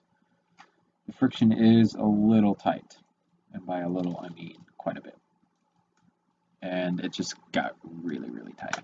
So I can guarantee that this is not going to be the absolute. Oh yeah, I still need to. Actually, need to keep the front of this open. We should. This is an 8-10. Here, we should make the front end of this a 10 actually. So you don't fit on the back. Yeah, I'm making the MP5K. Are these all the 10s I have? 2, 4, 6, 8, 10. All the 10s I have are in brown, and I only have 4 of them. That sucks. So what if we do something like that? There we go. Problem solved. Gotta use them brain capacities. And by brain capacities, I mean certainly not that, because that English I just said there was not English at all. I have no idea what exactly I was trying for, but it did not come out the way that I needed it to.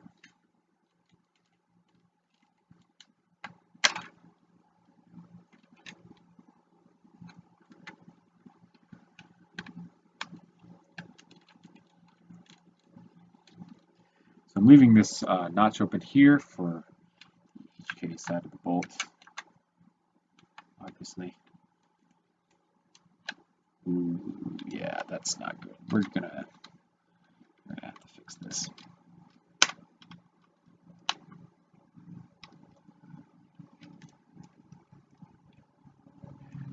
There is something wrong with brown when all of the gun is color coded and this is going along the top of the gun when it's going to be completely visible. That's what's wrong with brown. In this situation, I should say, put it in most other contexts, then there would be, of course, nothing wrong with brown. But in this situation, there is. Come at me, bro.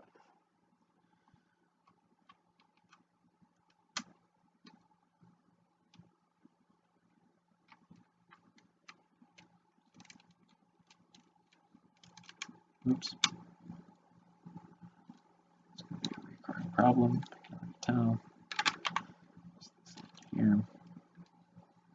Here. Go down. There we go. There's this one into here. So, push, push, push, push, push, push, push, push, push, push, push, push. I don't know why, it just kind of reminded me of Gus Gus from Cinderella.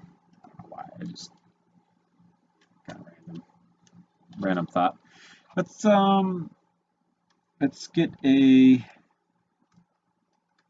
Wow, that was really tough. And it broke the bolt. Why though? Why did it break the bolt? Great.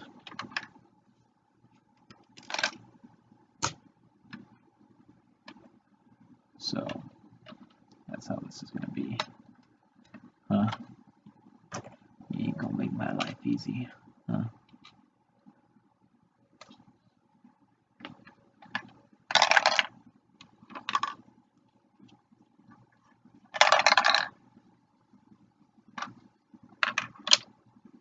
At least the majority of the gun is hollow, so I can get the damn piece that fell out.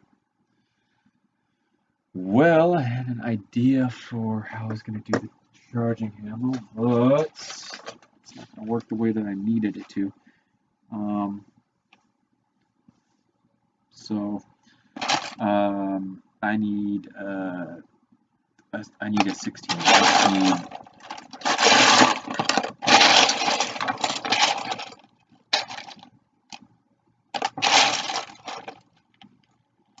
The longest one I can get, what I need, basically. I should have some somewhere.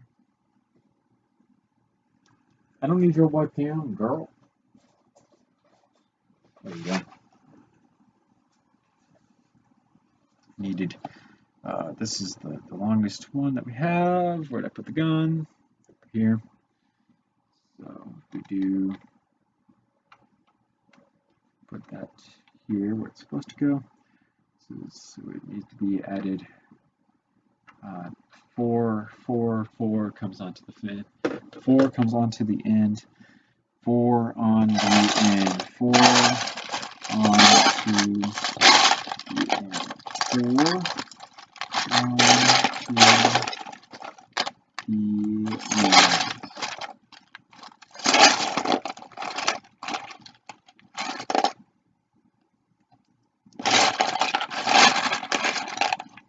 That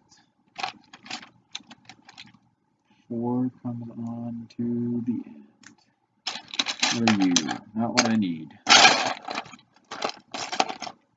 You.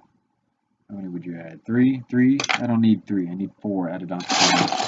I need something just a little bit longer than you. You're the 5, so there's a 7 version. I don't need another huge ass 16. I don't need the 9s. I need the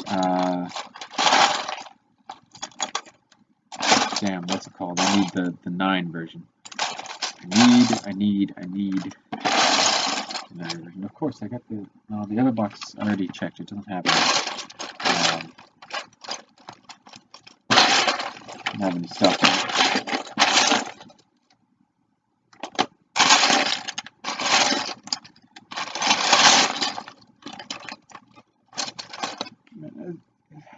Crazy. I only need like one thing.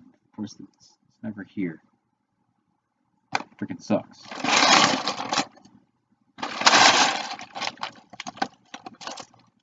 Is that it? Boom. Got it. Just need to add this 4. Sitting in here like this. This section here. Stick on it.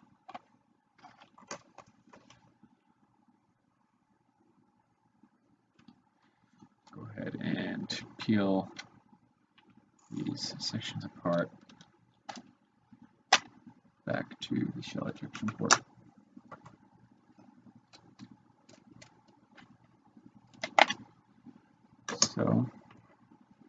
So this sits in here. So I actually have an idea for how I could do this in a really, really cool way.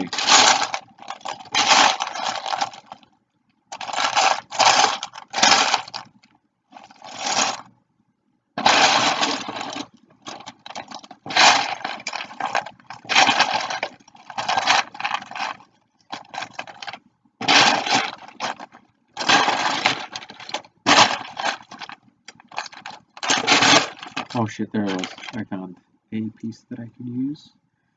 Another one would be preferred. My voice just cracked right there. It's weird.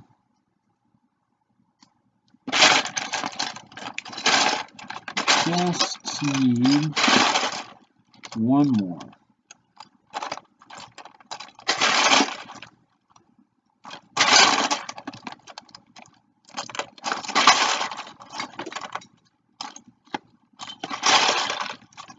Boom, there it is, right there. There we go. This is a really cool bolt design. In the long run, if it works out the way that we need it to. So this is the arm that's going to be, the charging element is going to be down here on this end. This is the side of the bolt face if it works out the way I am thinking it will. If it doesn't, well, then this is kind of a shame.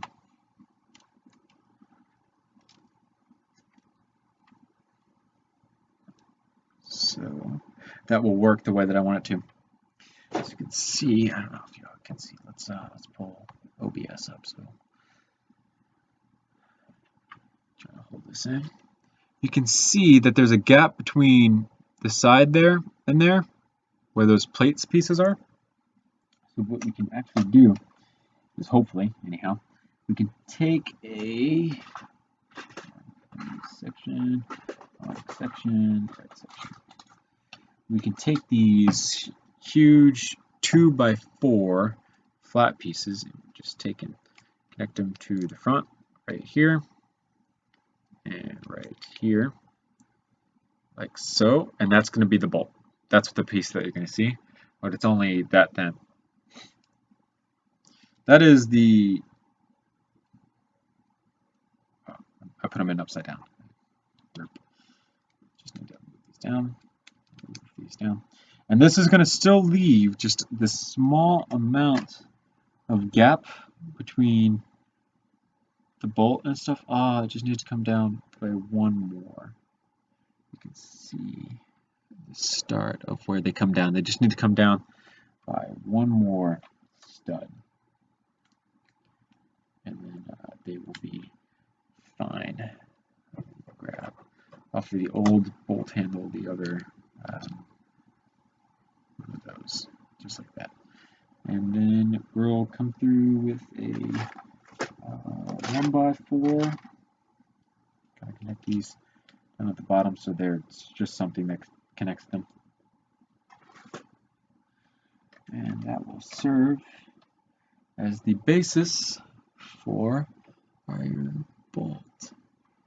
As you can see, and this is I can already tell that this is much, much better in terms of how smooth this is. So this is fantastic news.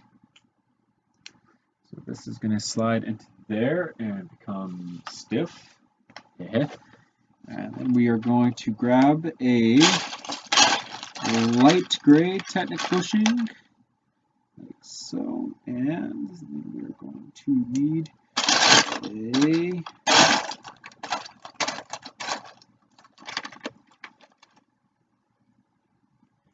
these. Okay, place this down.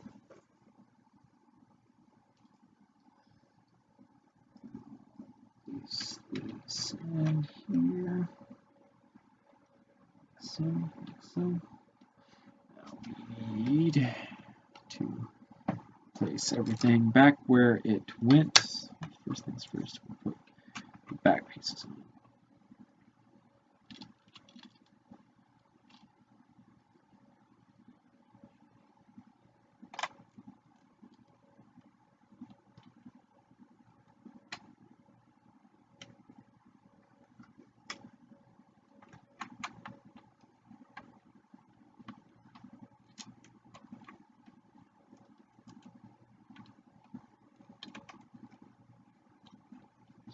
So, grab this, so on here, grab that, there, that's this piece right here.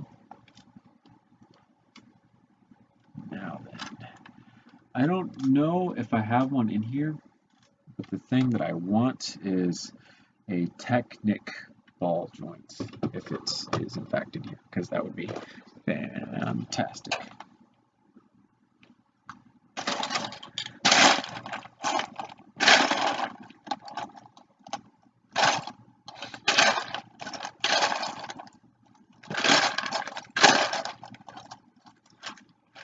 Piece right there. Yep, found one.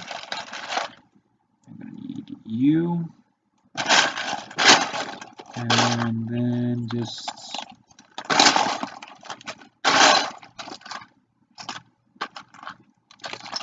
something to cover that up.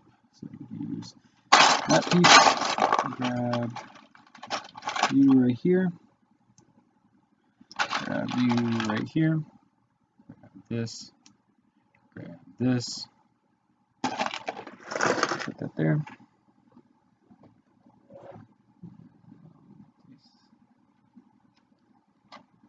This in here. Oops, what just broke? I just broke something.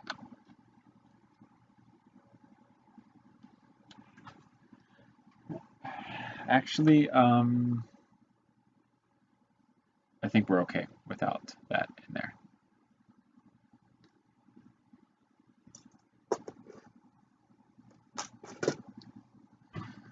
I'm going to go ahead and kind of place these back before I demonstrate how this works, but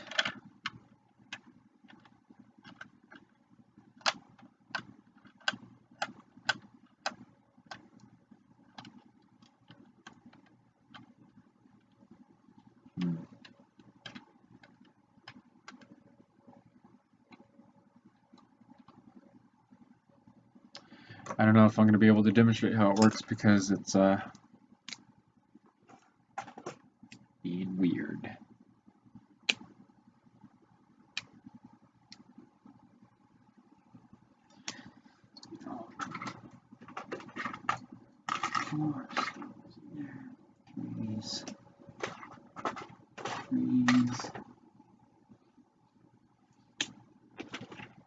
Three. 12 by 10, 1 by 4, 1 by 2, 1 by 3, and 1 by 6. Good. I'll clean up.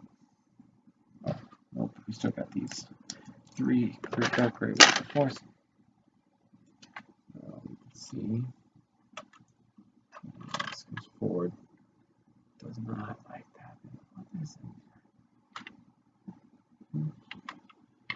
What is in there? Where is my flashlight? What's it hitting?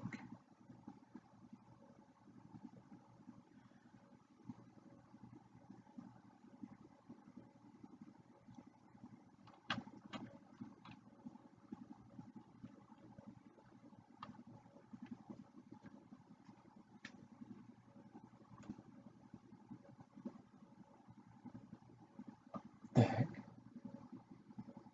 Why is that in there? So that is a problem. Houston, we have a problem. And it's not exactly an easy one to get rid of, to be honest. But we can try our best.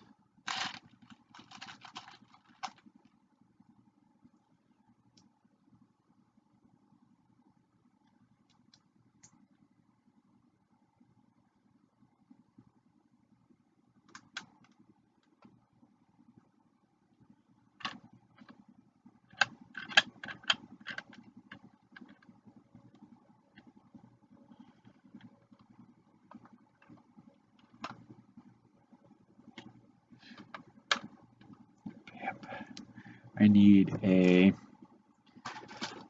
let's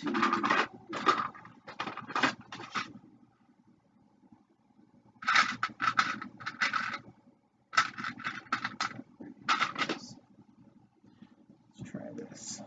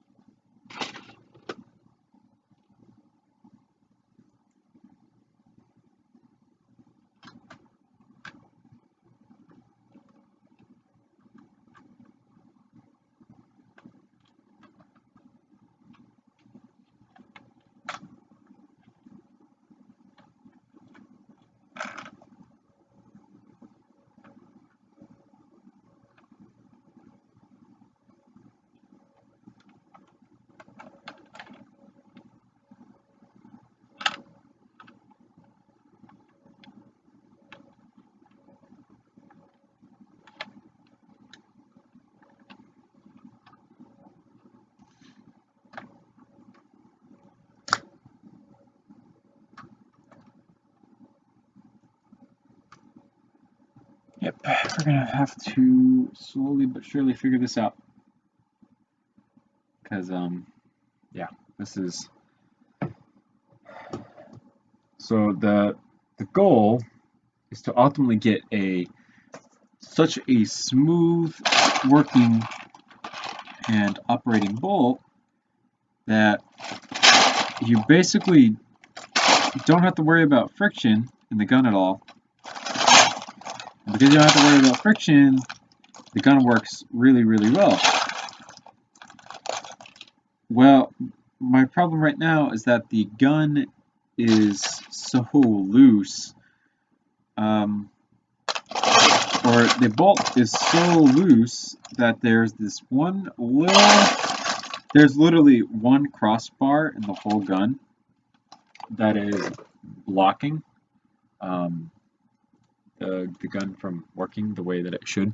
So if I can manage to get the bolt to stay straight instead of going downwards, then we'll be good. So we're trying to fix that. So the problem is the bolt will stay straight until you pull it forward like this, and then it wants to do this.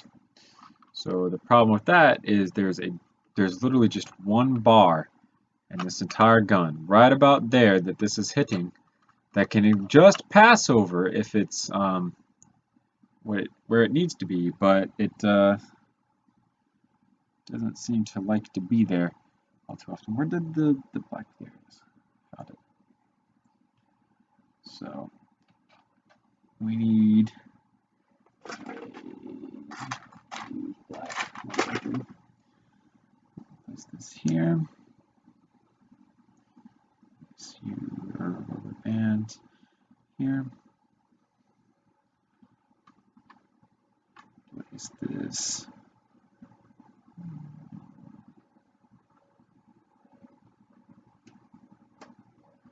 In so that it never comes out. And place that there. Of course. Oops. Of course.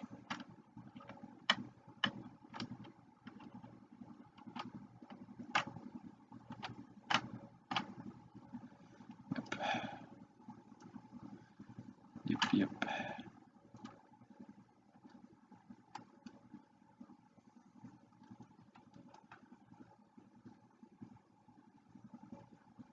Let's just try something real quick and see where it takes us.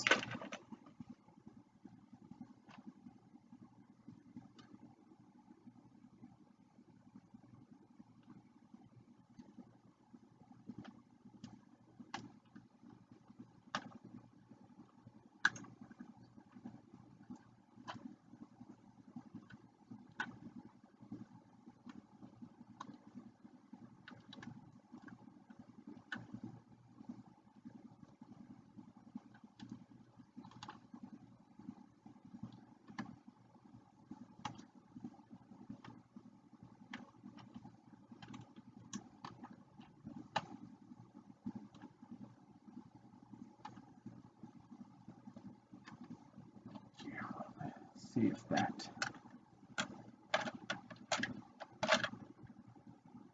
helps just a little bit, not a whole lot.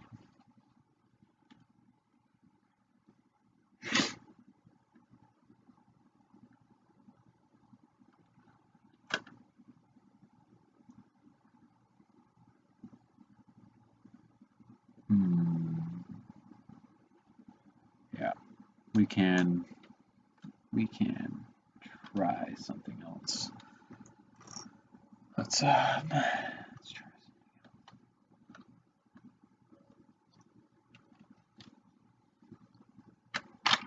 Oops, that keeps happening. Keep forgetting about that.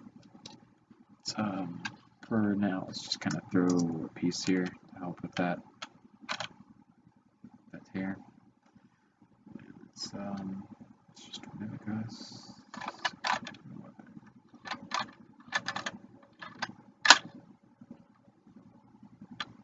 So we could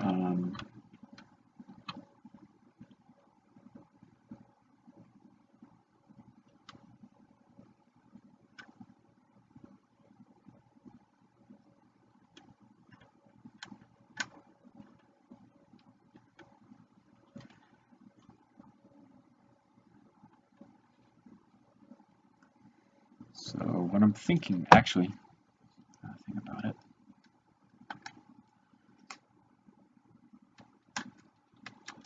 On this piece here, let's grab one of,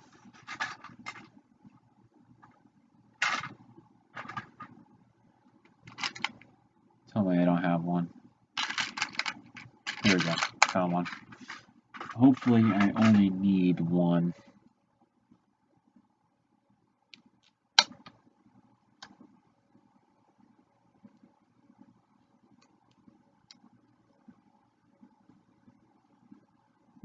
Oh, I need a flat. 2x2, 2x2, 2x2. I've experimented with this before.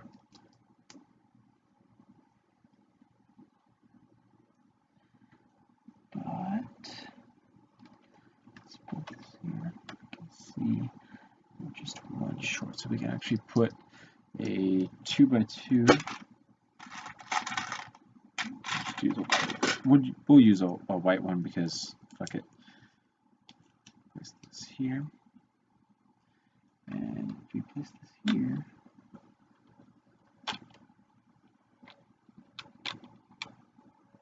that's exactly what we need, basically. I see. So we need to actually move you forward.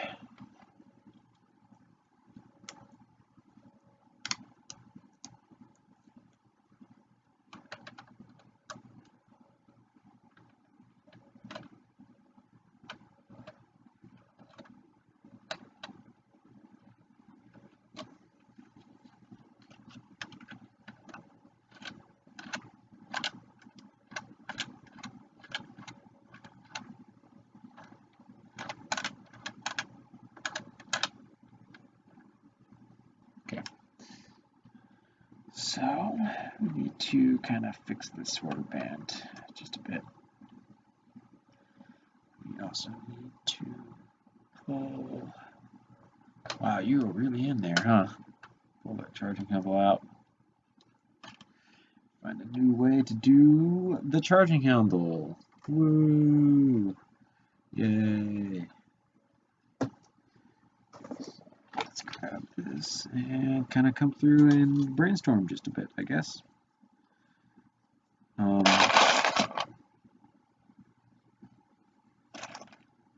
Yeah.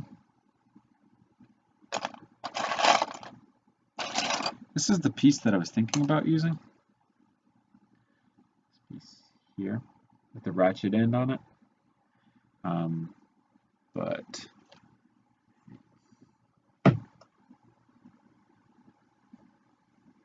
it could work. We'll let's see if this ratchet piece will work. Actually, I don't think it will, because of how I have it currently set up.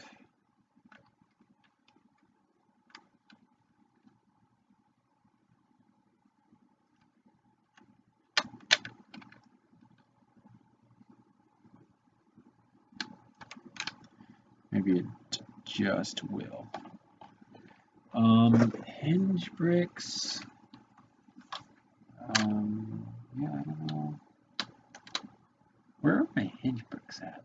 Now that I think about it, I don't know where my hinge bricks are at. Oh yeah, dude, they're in.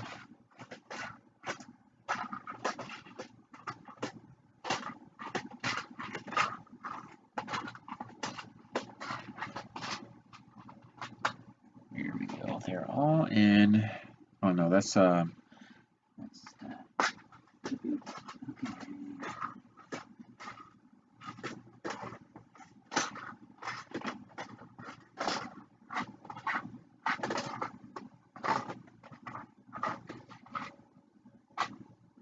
Yep, here we go. Here we go. Here we go.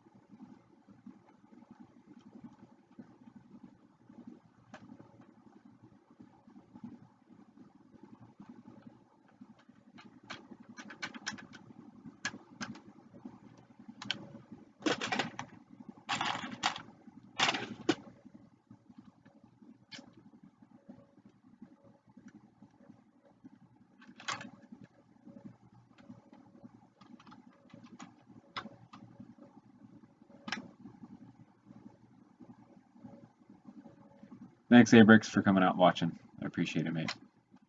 I hope the bolt goes well too. It's going pretty good so far, other than the one initial problem that we had. But right now, we're going just fine, honestly. So I'm actually going to do this thing that I saw Caro do. For those of you who don't know Caro, shooting guns, he did this thing where his rubber band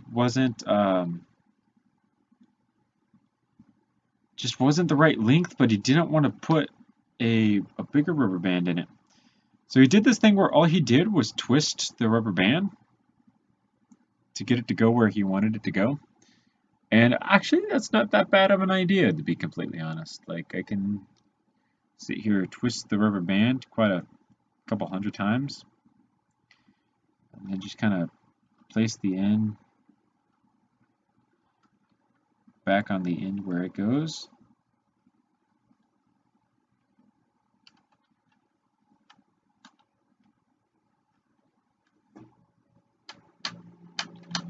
And kind of get like the perfect rubber band, because that's exactly what I just did, basically.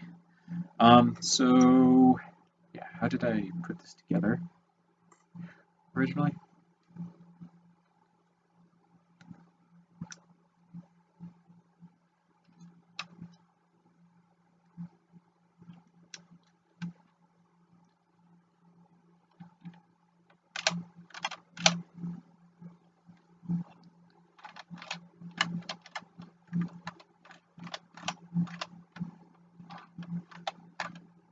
Okay, there we go. Place this on. How is the rubber band gonna act to that there? Ooh, unaffected. Oh, ooh, that's gonna be a problem. I can already tell that that's gonna be super annoying.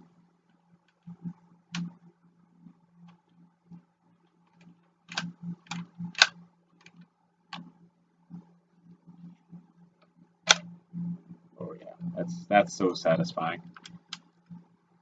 Oh yeah, that's satisfying. You can do this, and then pull this up like so, have it locked open, and then flick it down like that. That's super satisfying. I love when I can do stuff like that.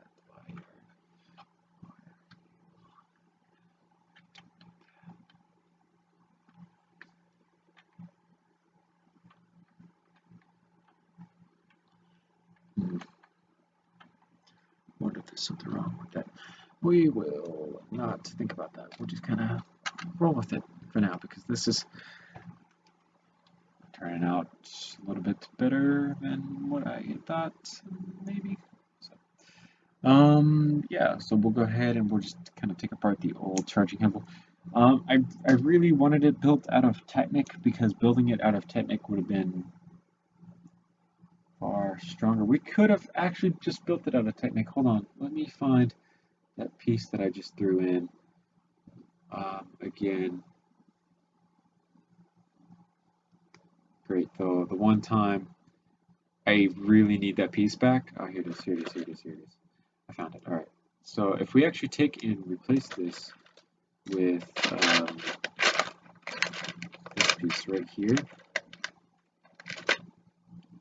and we just find another one of these pieces, we actually can do what I want to do, actually.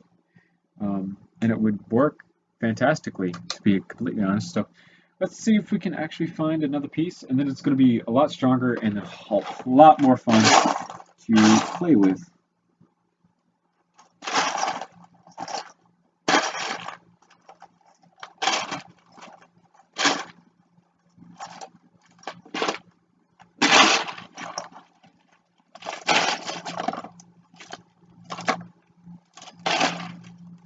Boom, there it is. I found another one. Well, that means we can switch the bolt once more.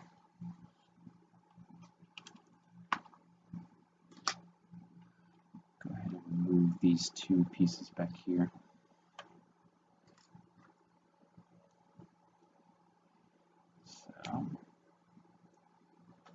See, this is what this is. These two things here can move completely independent of the charging handle.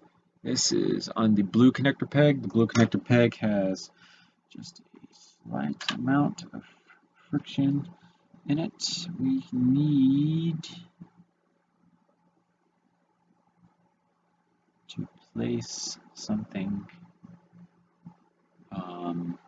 round you and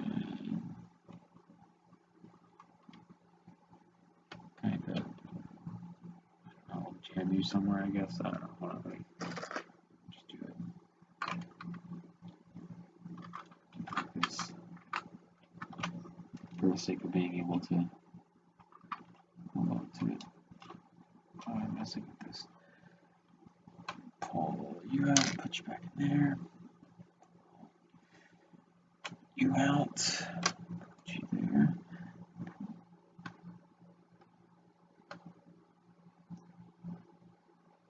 Come on.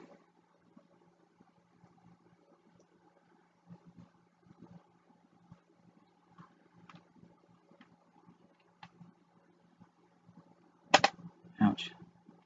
But not ouch, don't really hurt. I just kind of, reacted.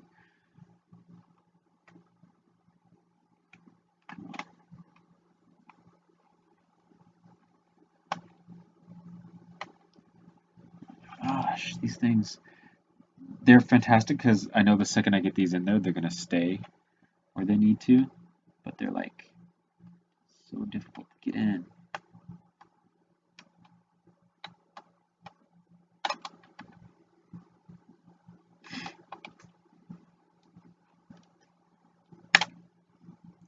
We're going to take off the entire front section for now and try to get the bolt in with the charging handle in. To the bolt.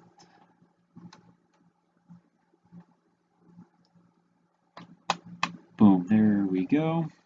And should be, actually, I can check the flashlight. Where'd you go? Look fine to me, to be honest. Put this upside down. Put you back on. Here. Like so.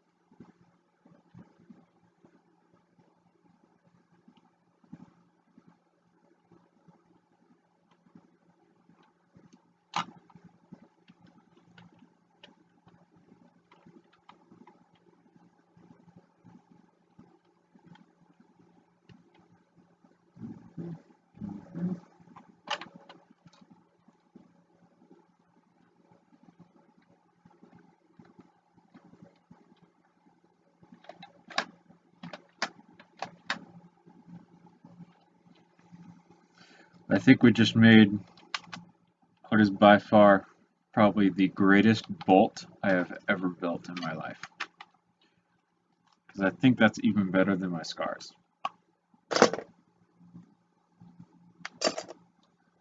Let's technically go back in there. So now we got this as a charging handle sticking at the side over here. We can fix our shell ejection port for one.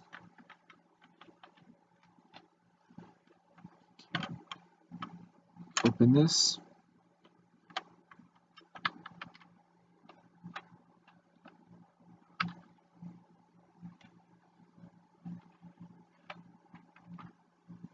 Lock it to position up. So.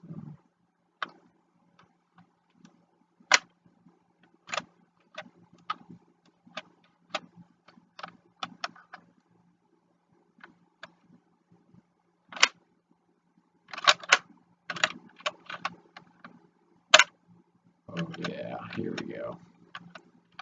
HK slaps are like the most satisfying thing ever.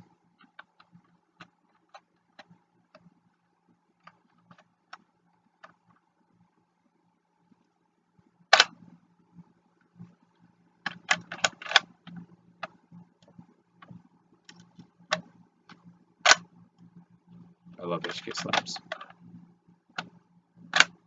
Yeah, here we go. So that will be that basically. So the next thing to do is run a thing along the top of it. So let's take a look at this. Do I really want to keep the HKG3 type rail on top? I do, but I don't at the same time. I kind of want to make my own custom MP5K almost, so I think adding this rail would not be a bad thing to it overall. I think it would actually add a little bit more shape to cover up some of the parts that we didn't add any shape to. So we can try this rail system type thing all for ourselves. But first things first, I kind of want to come through and clean the edges through here.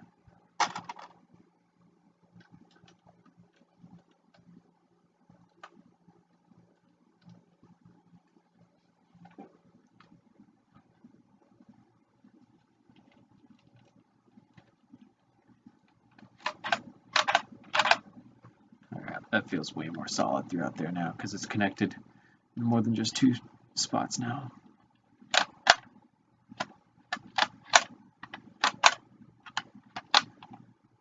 Still locks into place. HK slab down.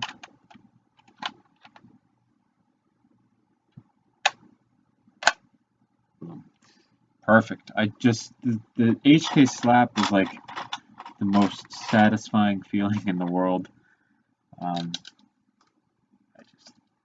Fantastic. I'm so happy that this came out the way that it did. This has been an unfinished project for quite some time now. I'm just now getting around to finishing it. I say finishing it, but I don't even think I'm going to get the trigger in tonight.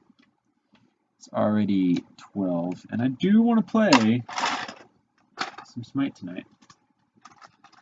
Why is there a 2x3 in my 2x4s, Kenyatta?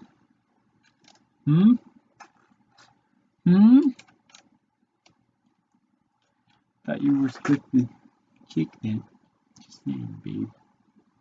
Over here putting stuff where it's supposed to belong. Locks back just like so. Closes just like so. Like I said, man, that's just such a wonderfully satisfying feeling. It's not even funny. Yeah, so it's kind of really cool, kind of snub-nosed MP5K almost. I really like how this has turned out, actually. In terms of grip back here, this grip actually needs a lot of help. In terms of comfort, it's because it's not comfortable, and it doesn't actually feel the hand like it's supposed to. So I was actually planning on using some of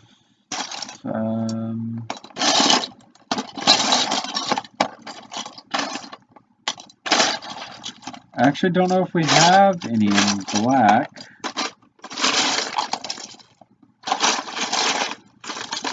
I hope that we do.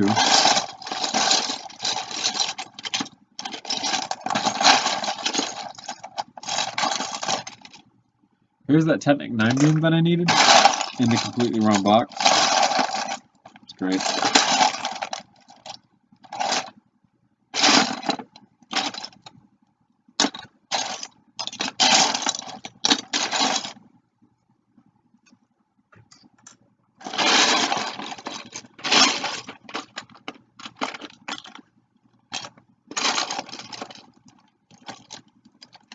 I don't even think I have the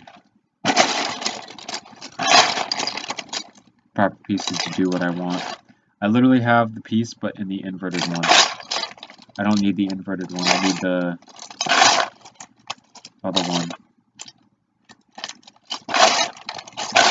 And it was not me. Stop trying to pass your blame off to me.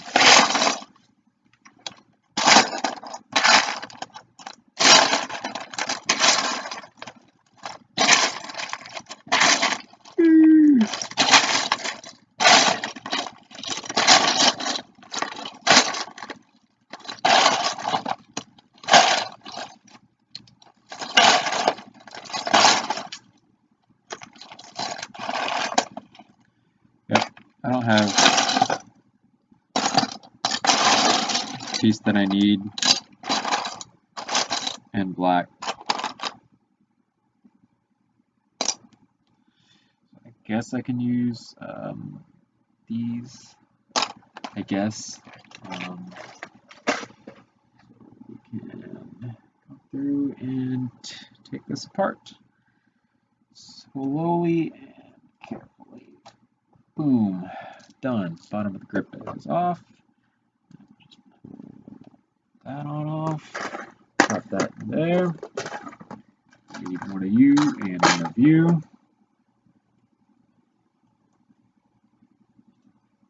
There. There. We are good. I'm going to go down to this bin. And view. See here. Place the rest of this here. Like so.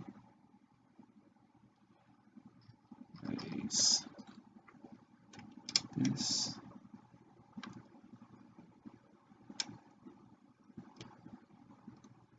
Right here. Okay. We need to come down here to the floors. We are supposed to have black one. Boom. Not that. This one.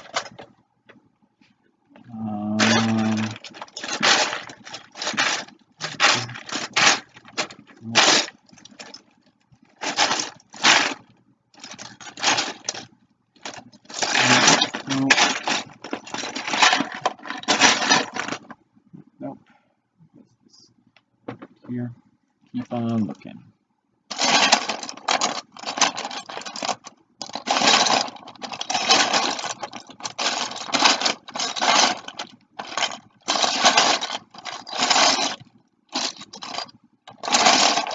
It's like the simplest of pieces that I need, I cannot find. The color that I need. So I need 1, 2. I need 2 more. Another one. 1 more. Oh. No. Oh, 2. All right. Up here. Grab you. Back down. Here. Place you here. Boom. Boom. And boom.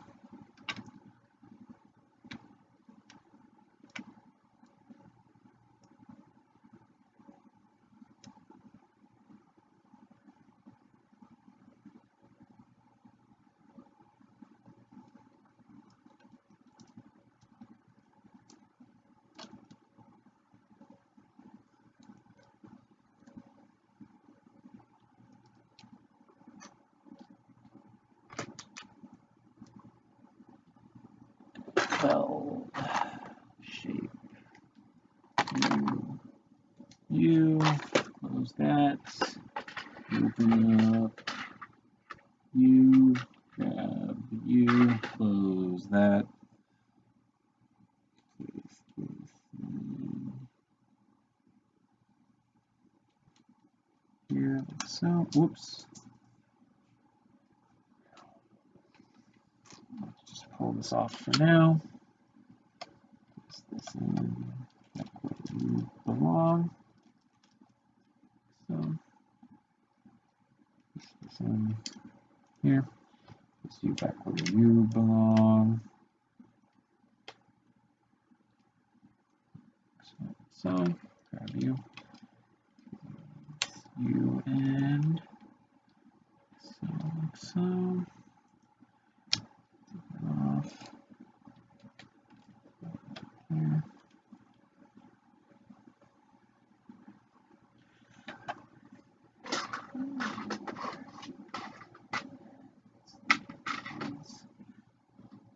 You guys can go back where y'all want to go.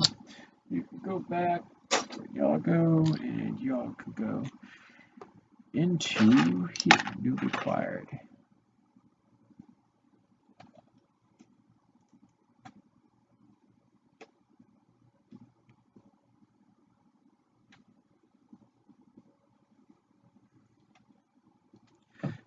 the back of the grip now more rounded. Actually looks so much better now. Oh, it feels so much better too. That's the best part. It's the feeling that matters, right? So probably hold it more or less here if I was actually shooting it as a pistol, of course, with your hand wrapped around the magazine as it comes out. Cock it, and HK slap it. That's a fantastic, fantastic feeling. The one problem with this grip design is that it's an experimental grip design, and it's actually not a good one at all.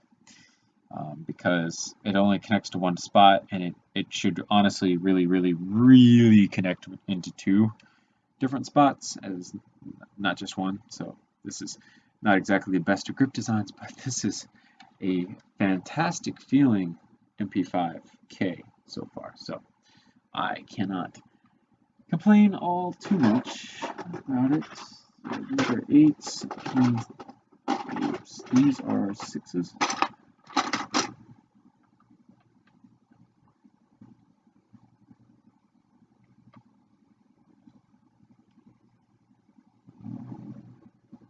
There's no way an 8 would fit.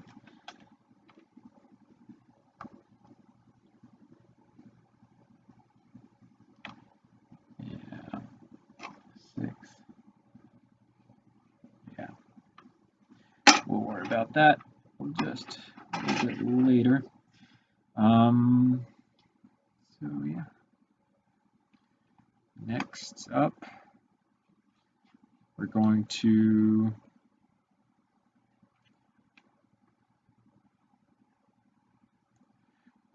yeah, probably just to keep this from being all gross. So yes.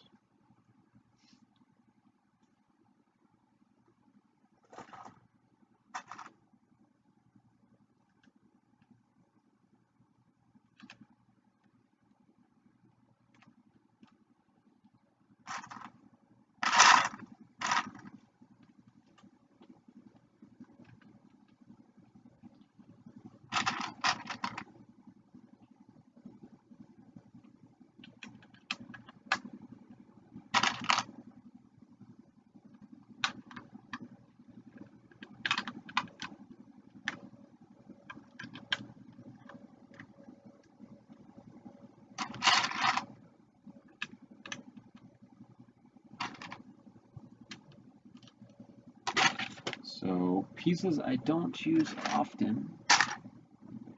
We'll do 1x4s. 1x4s just for the sake of a little bit more strong connections. Do that just like that. Now then, the goal is to get some long pieces if we can find them. I need in total 12, 24 studs worth of these pieces. I don't think I have 24 studs worth of these pieces, but we can try to find them.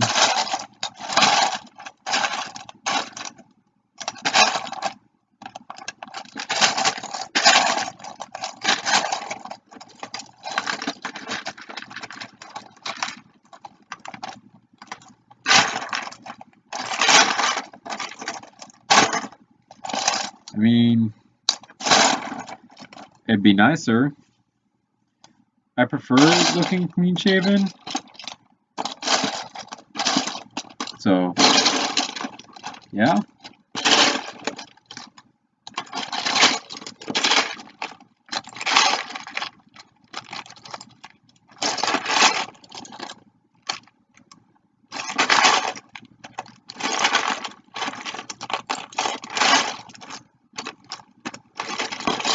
So this is weird. My intent was to actually use these 1x3 pieces to go on the side here, to serve as what they needed to serve as. But I actually noticed that these 1x4s would actually be pretty cool to use too. They actually would be fantastic to use too.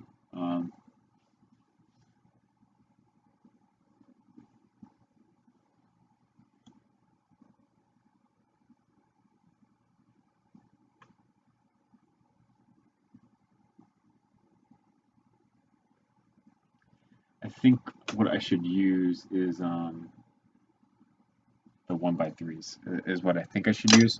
I just don't know if I can find enough of the 1x3s to use. Dark gray. Right here.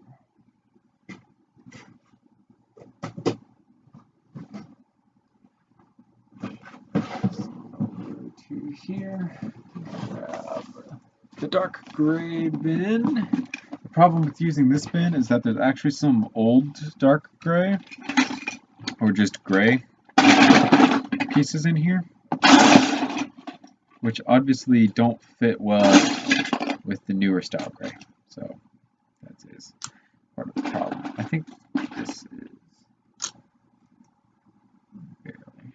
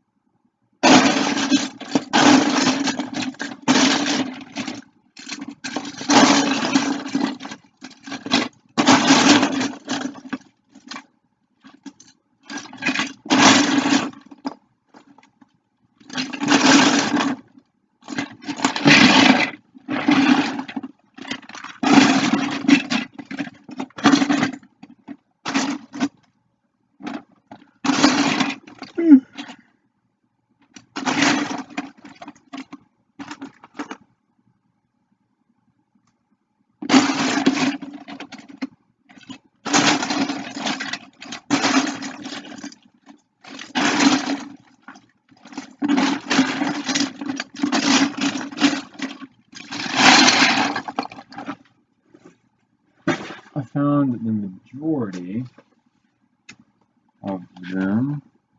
Where did you go? The other thing is that I found, in total, right now I have 4 of the longer 4 ones. And I only need 6 for each of the sides, so hey, if we can find 8 more, I'm not opposed to, is that gray? Yeah, it is.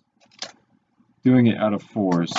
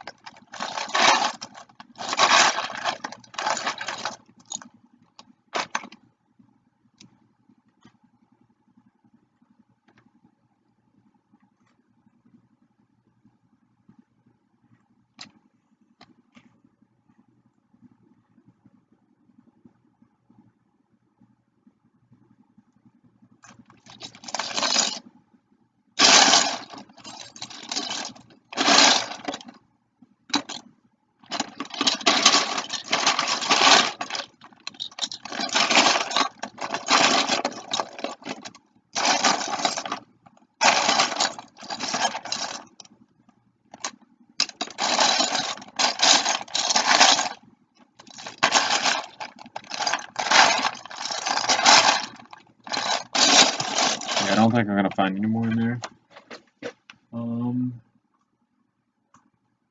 Let's see.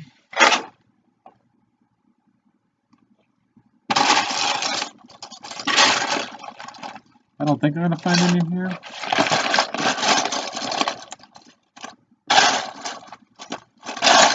Not really. So let's go look. Let's go ahead and put this dark gray bin up. Don't need it. There.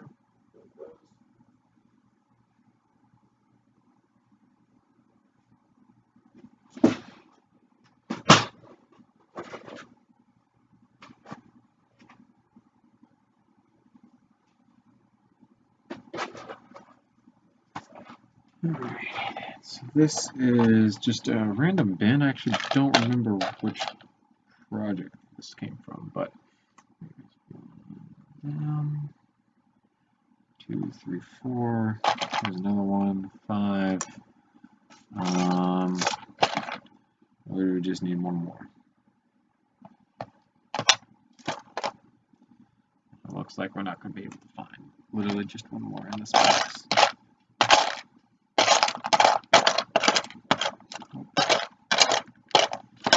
I literally only needed just one more, and there's not one in here.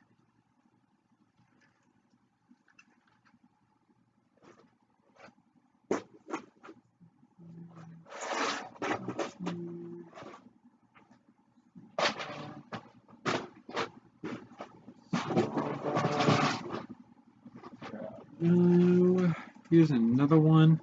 I think this one was just from sorting.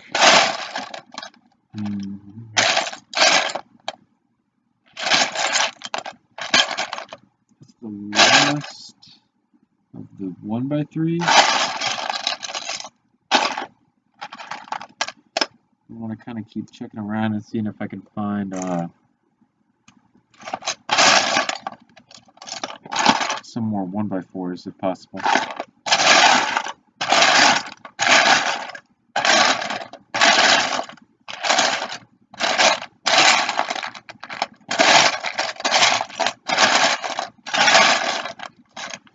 Does not seem as if there will be any more in here. Alright, so let's go put this one back. Yes, I did talk to you. I basically said yes, I would do it. Because it'd be too much of a hassle for me to keep shaving. I prefer the clean shaven look. The problem is, of course, it's just a lot of work.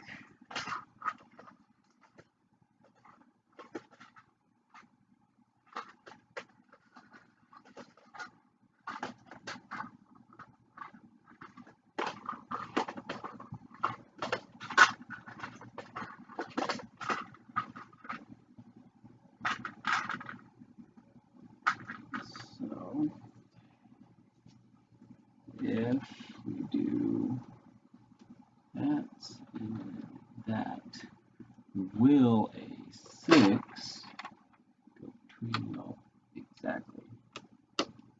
Oh my gosh, yes. Yes, it will. Boom. Perfect. That's exactly what I needed.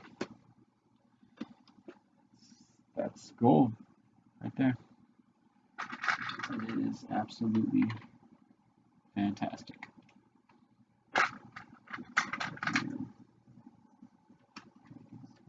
Here. Here.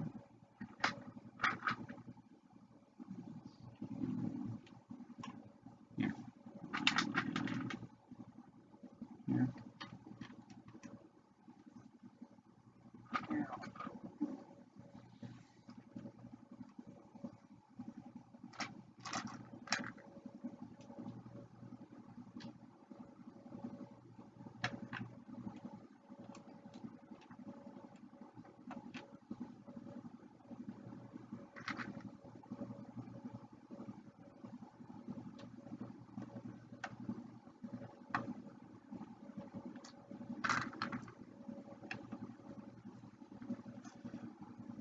I don't have a whole bunch of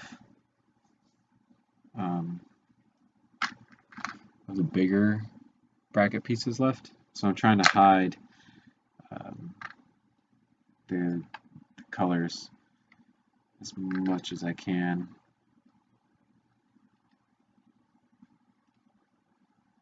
Behind the gray, basically.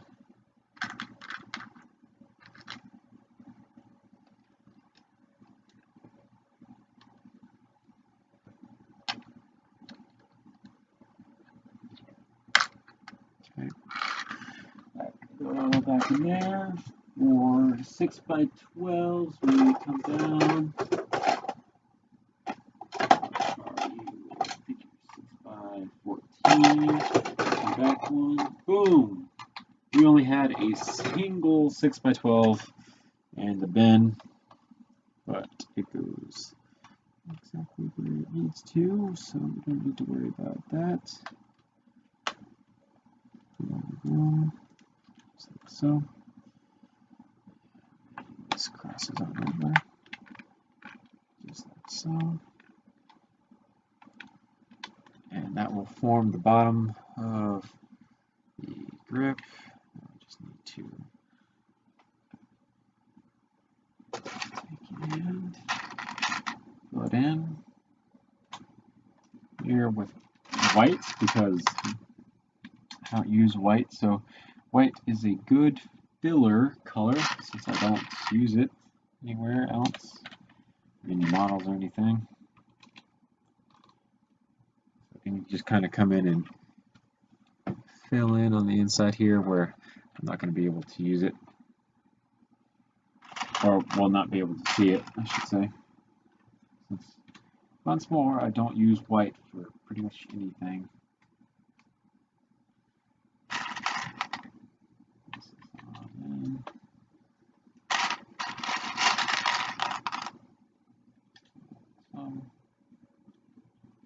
Put that up. Now we begin filling it in with these.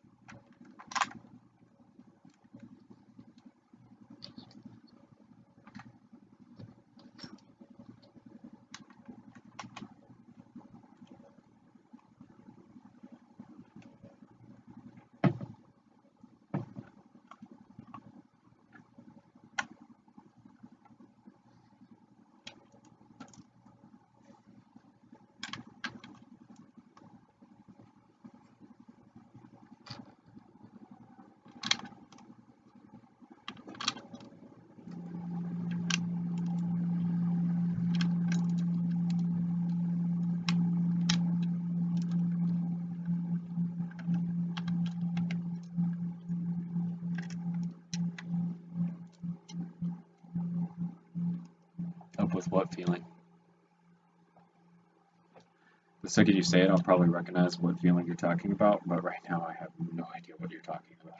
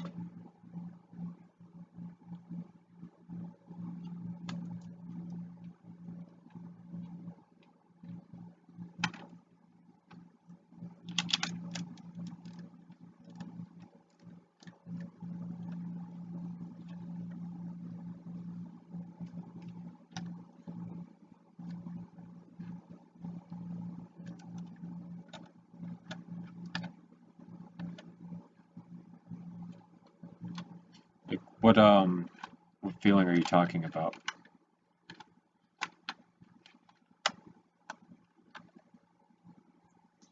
Because I don't know what feeling you're talking about, to be honest.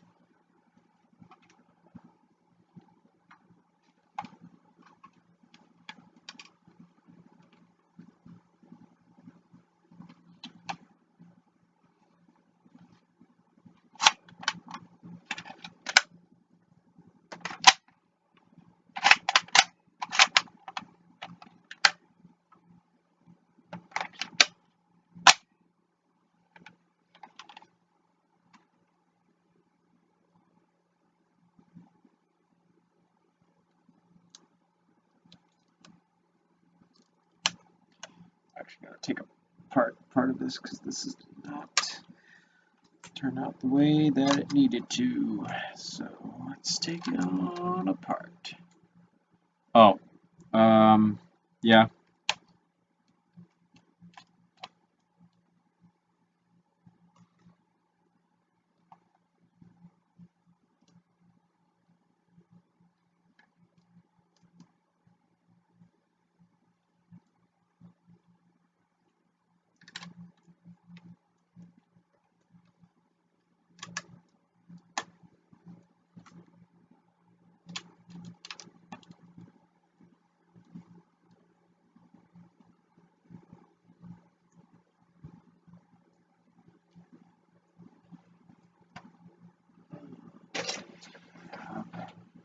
You.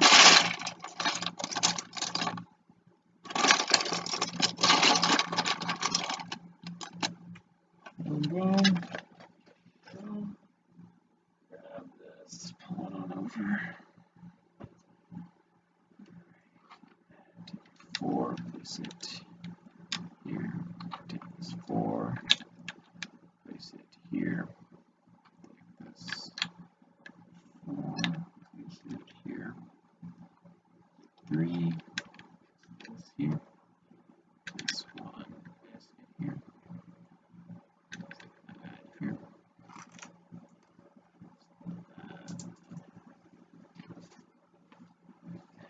here, is this one here, there, there.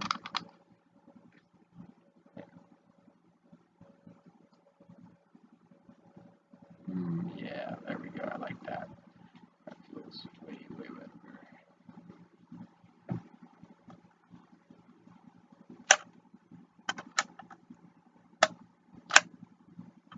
Yeah, here we go. Feels good in the hand. 4. How many of these do I have left? 1, 2, 3. Perfect. Literally just the amount that I needed. 6 by 12. That's where it belongs. Alright, so 2 by 6. I need exactly 2 of you. I'm going to connect them in one long beam, like so. This one of these here, this one of these here. And then it slides into place right up underneath the handguard. Just like so. And then that's going to form a well-rounded, comfortable. I can already tell that this is comfortable. I'm holding it, as you can see. Feels really, really, really good. And I need some flats now. I'm going to fill in. Of course, all of the remaining ones in here are printed, so we gotta find out what I can do about that. I don't have any 3s. Got those. I don't want to use those. Those are specialty pieces that I kind of want to save. In terms of these, I don't think I have enough. So it's going to be 1, 2, 3, 4, 5, 6. 6 per 1, 2, 3, 4, 5.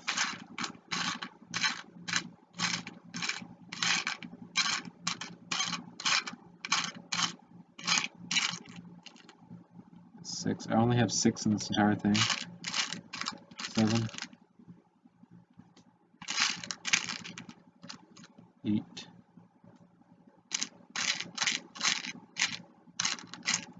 9.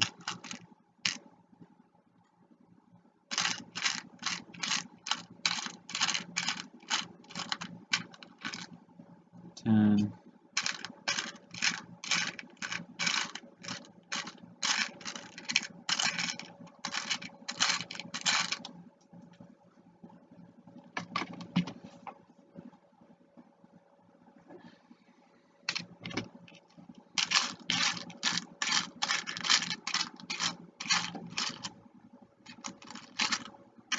I just need 2 more. Then finally fill in the bottom of it. That looks good. So let's go back over here, grab this bin once more and see if we can find just 2 more, basically.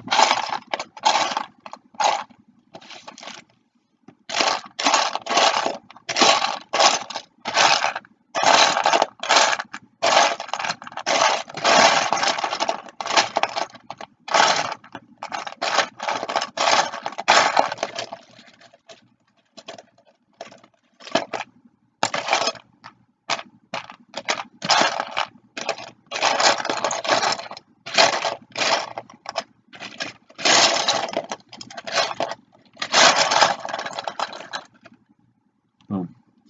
I found 1 by 4 but which will fill in for 2 of these, so it is good.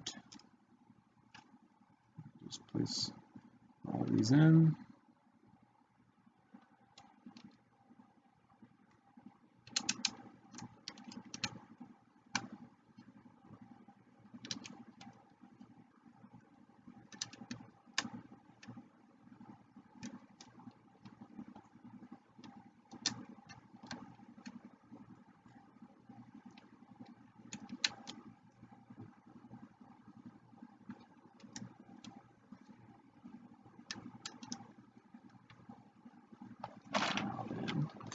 Place all, oops, let me drop that. Place all these in there. Place that in there. Move this over here. And then take a look at what we have so far. Here, let me help you guys out just a bit.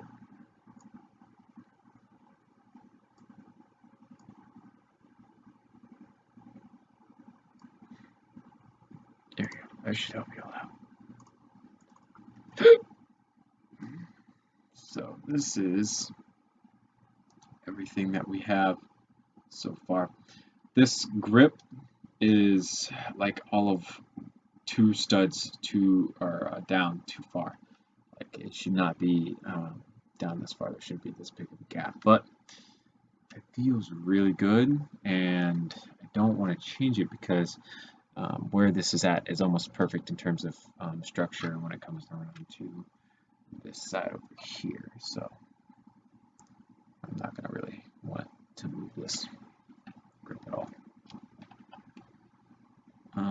This piece can actually be replaced, believe it or not.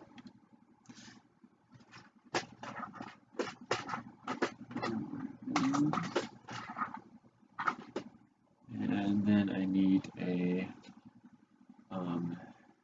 yeah, so we're gonna try.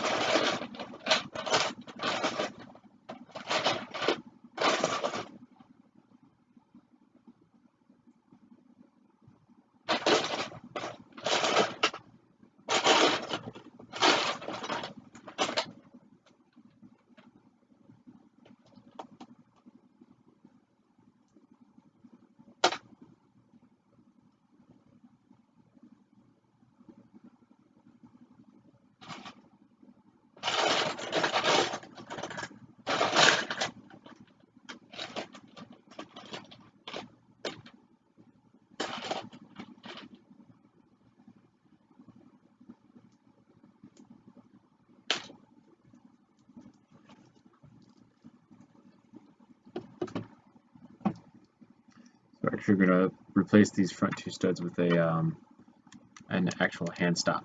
So you can't shoot off your own hand because that would be not nice. So this is everything that we have so far. It actually looks really, really good.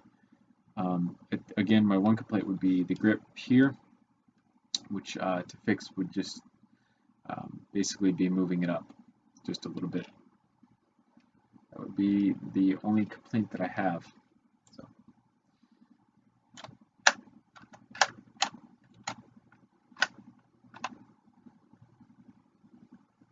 Back open. And that's good. I like that. Yeah, this feels really, really good. And the hand. I really like how the grip turned out in the back because it looks really, really good in terms of angle. It actually feels really good too at the same time. That's the best part. So I'm really happy with how this actually turned out.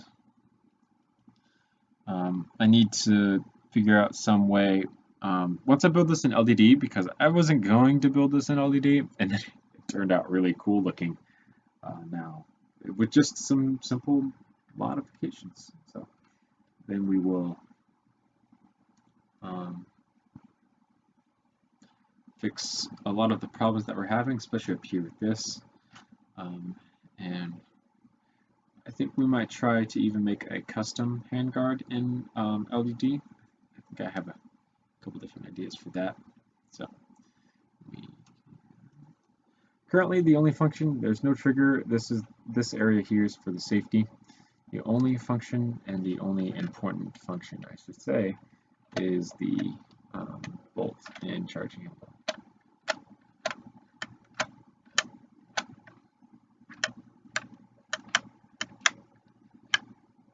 This is the problem though. Sometimes it just, for some reason, it just gets stuck for no reason. And then, I don't know, it's just weird. So it locks open. You can see there's nothing in this shell ejection port. And then you can slap it closed. See, it's actually gray. Put it back up, lock it into place. Or you can just charge the weapon normally like so. And then the threat of this breaking is actually pretty minimal from what I can tell. And this is also made of Technic, so it can't break all too easily either. This is just overall a fantastic, fantastic system. And I really like how this turned out. So I'm pretty happy with it, to be honest. We will continue working on it another time. For now, I'm going to go ahead and end the stream here because it's already 1 in the morning. Oh, I wanted to play Smite tonight, but it looks like I'm not going to play Smite tonight because it's 1 in the morning and I got to go to bed. Dang, I was really looking forward to playing Smite tonight. Oh well.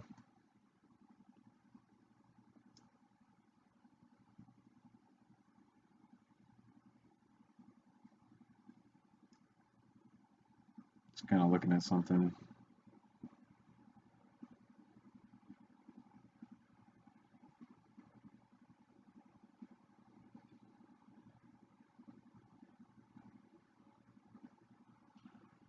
Yeah, just kind of look at that. It's 1 in the morning. I didn't think it was going to be 1 in the morning by the time we finish, but apparently it is. So great. This is everything that we have so far. You can see it's even rounded on the back here. That's what makes the grip so comfortable. It's just fantastic. It's almost mirrored from the real life one. I'll show the real life one. The real life one is really, really skinny. This is like 2 studs with plates on the side in Lego terms, but you can see it starts getting wider and wider as you come down. So it just kind of, you can see there's this front angle here is just a straight line, and this back angle comes out more as you come down more. So you can have this back angle on the Lego one is a straight line, and then we added a angle piece here and then continued it straight down, and that's what gave it the proper angle. So yeah, I can hold this one around, and obviously I can wiggle it around, no problem. You can use your forefinger to get the magazine out. Cock this back, lock it on open, put the magazine in, hit that forward like so. There's no shell ejection port on this model at all. G3 rail, I kind of like the G3 rail. We'll see where that takes us in the future model and see how it looks, but this is what we have thus far. So Obviously, our model is not going to have the foregrip on it. Actually, I really, really like the look of an NP5K without a foregrip, so I've always wanted to do one without a foregrip. So,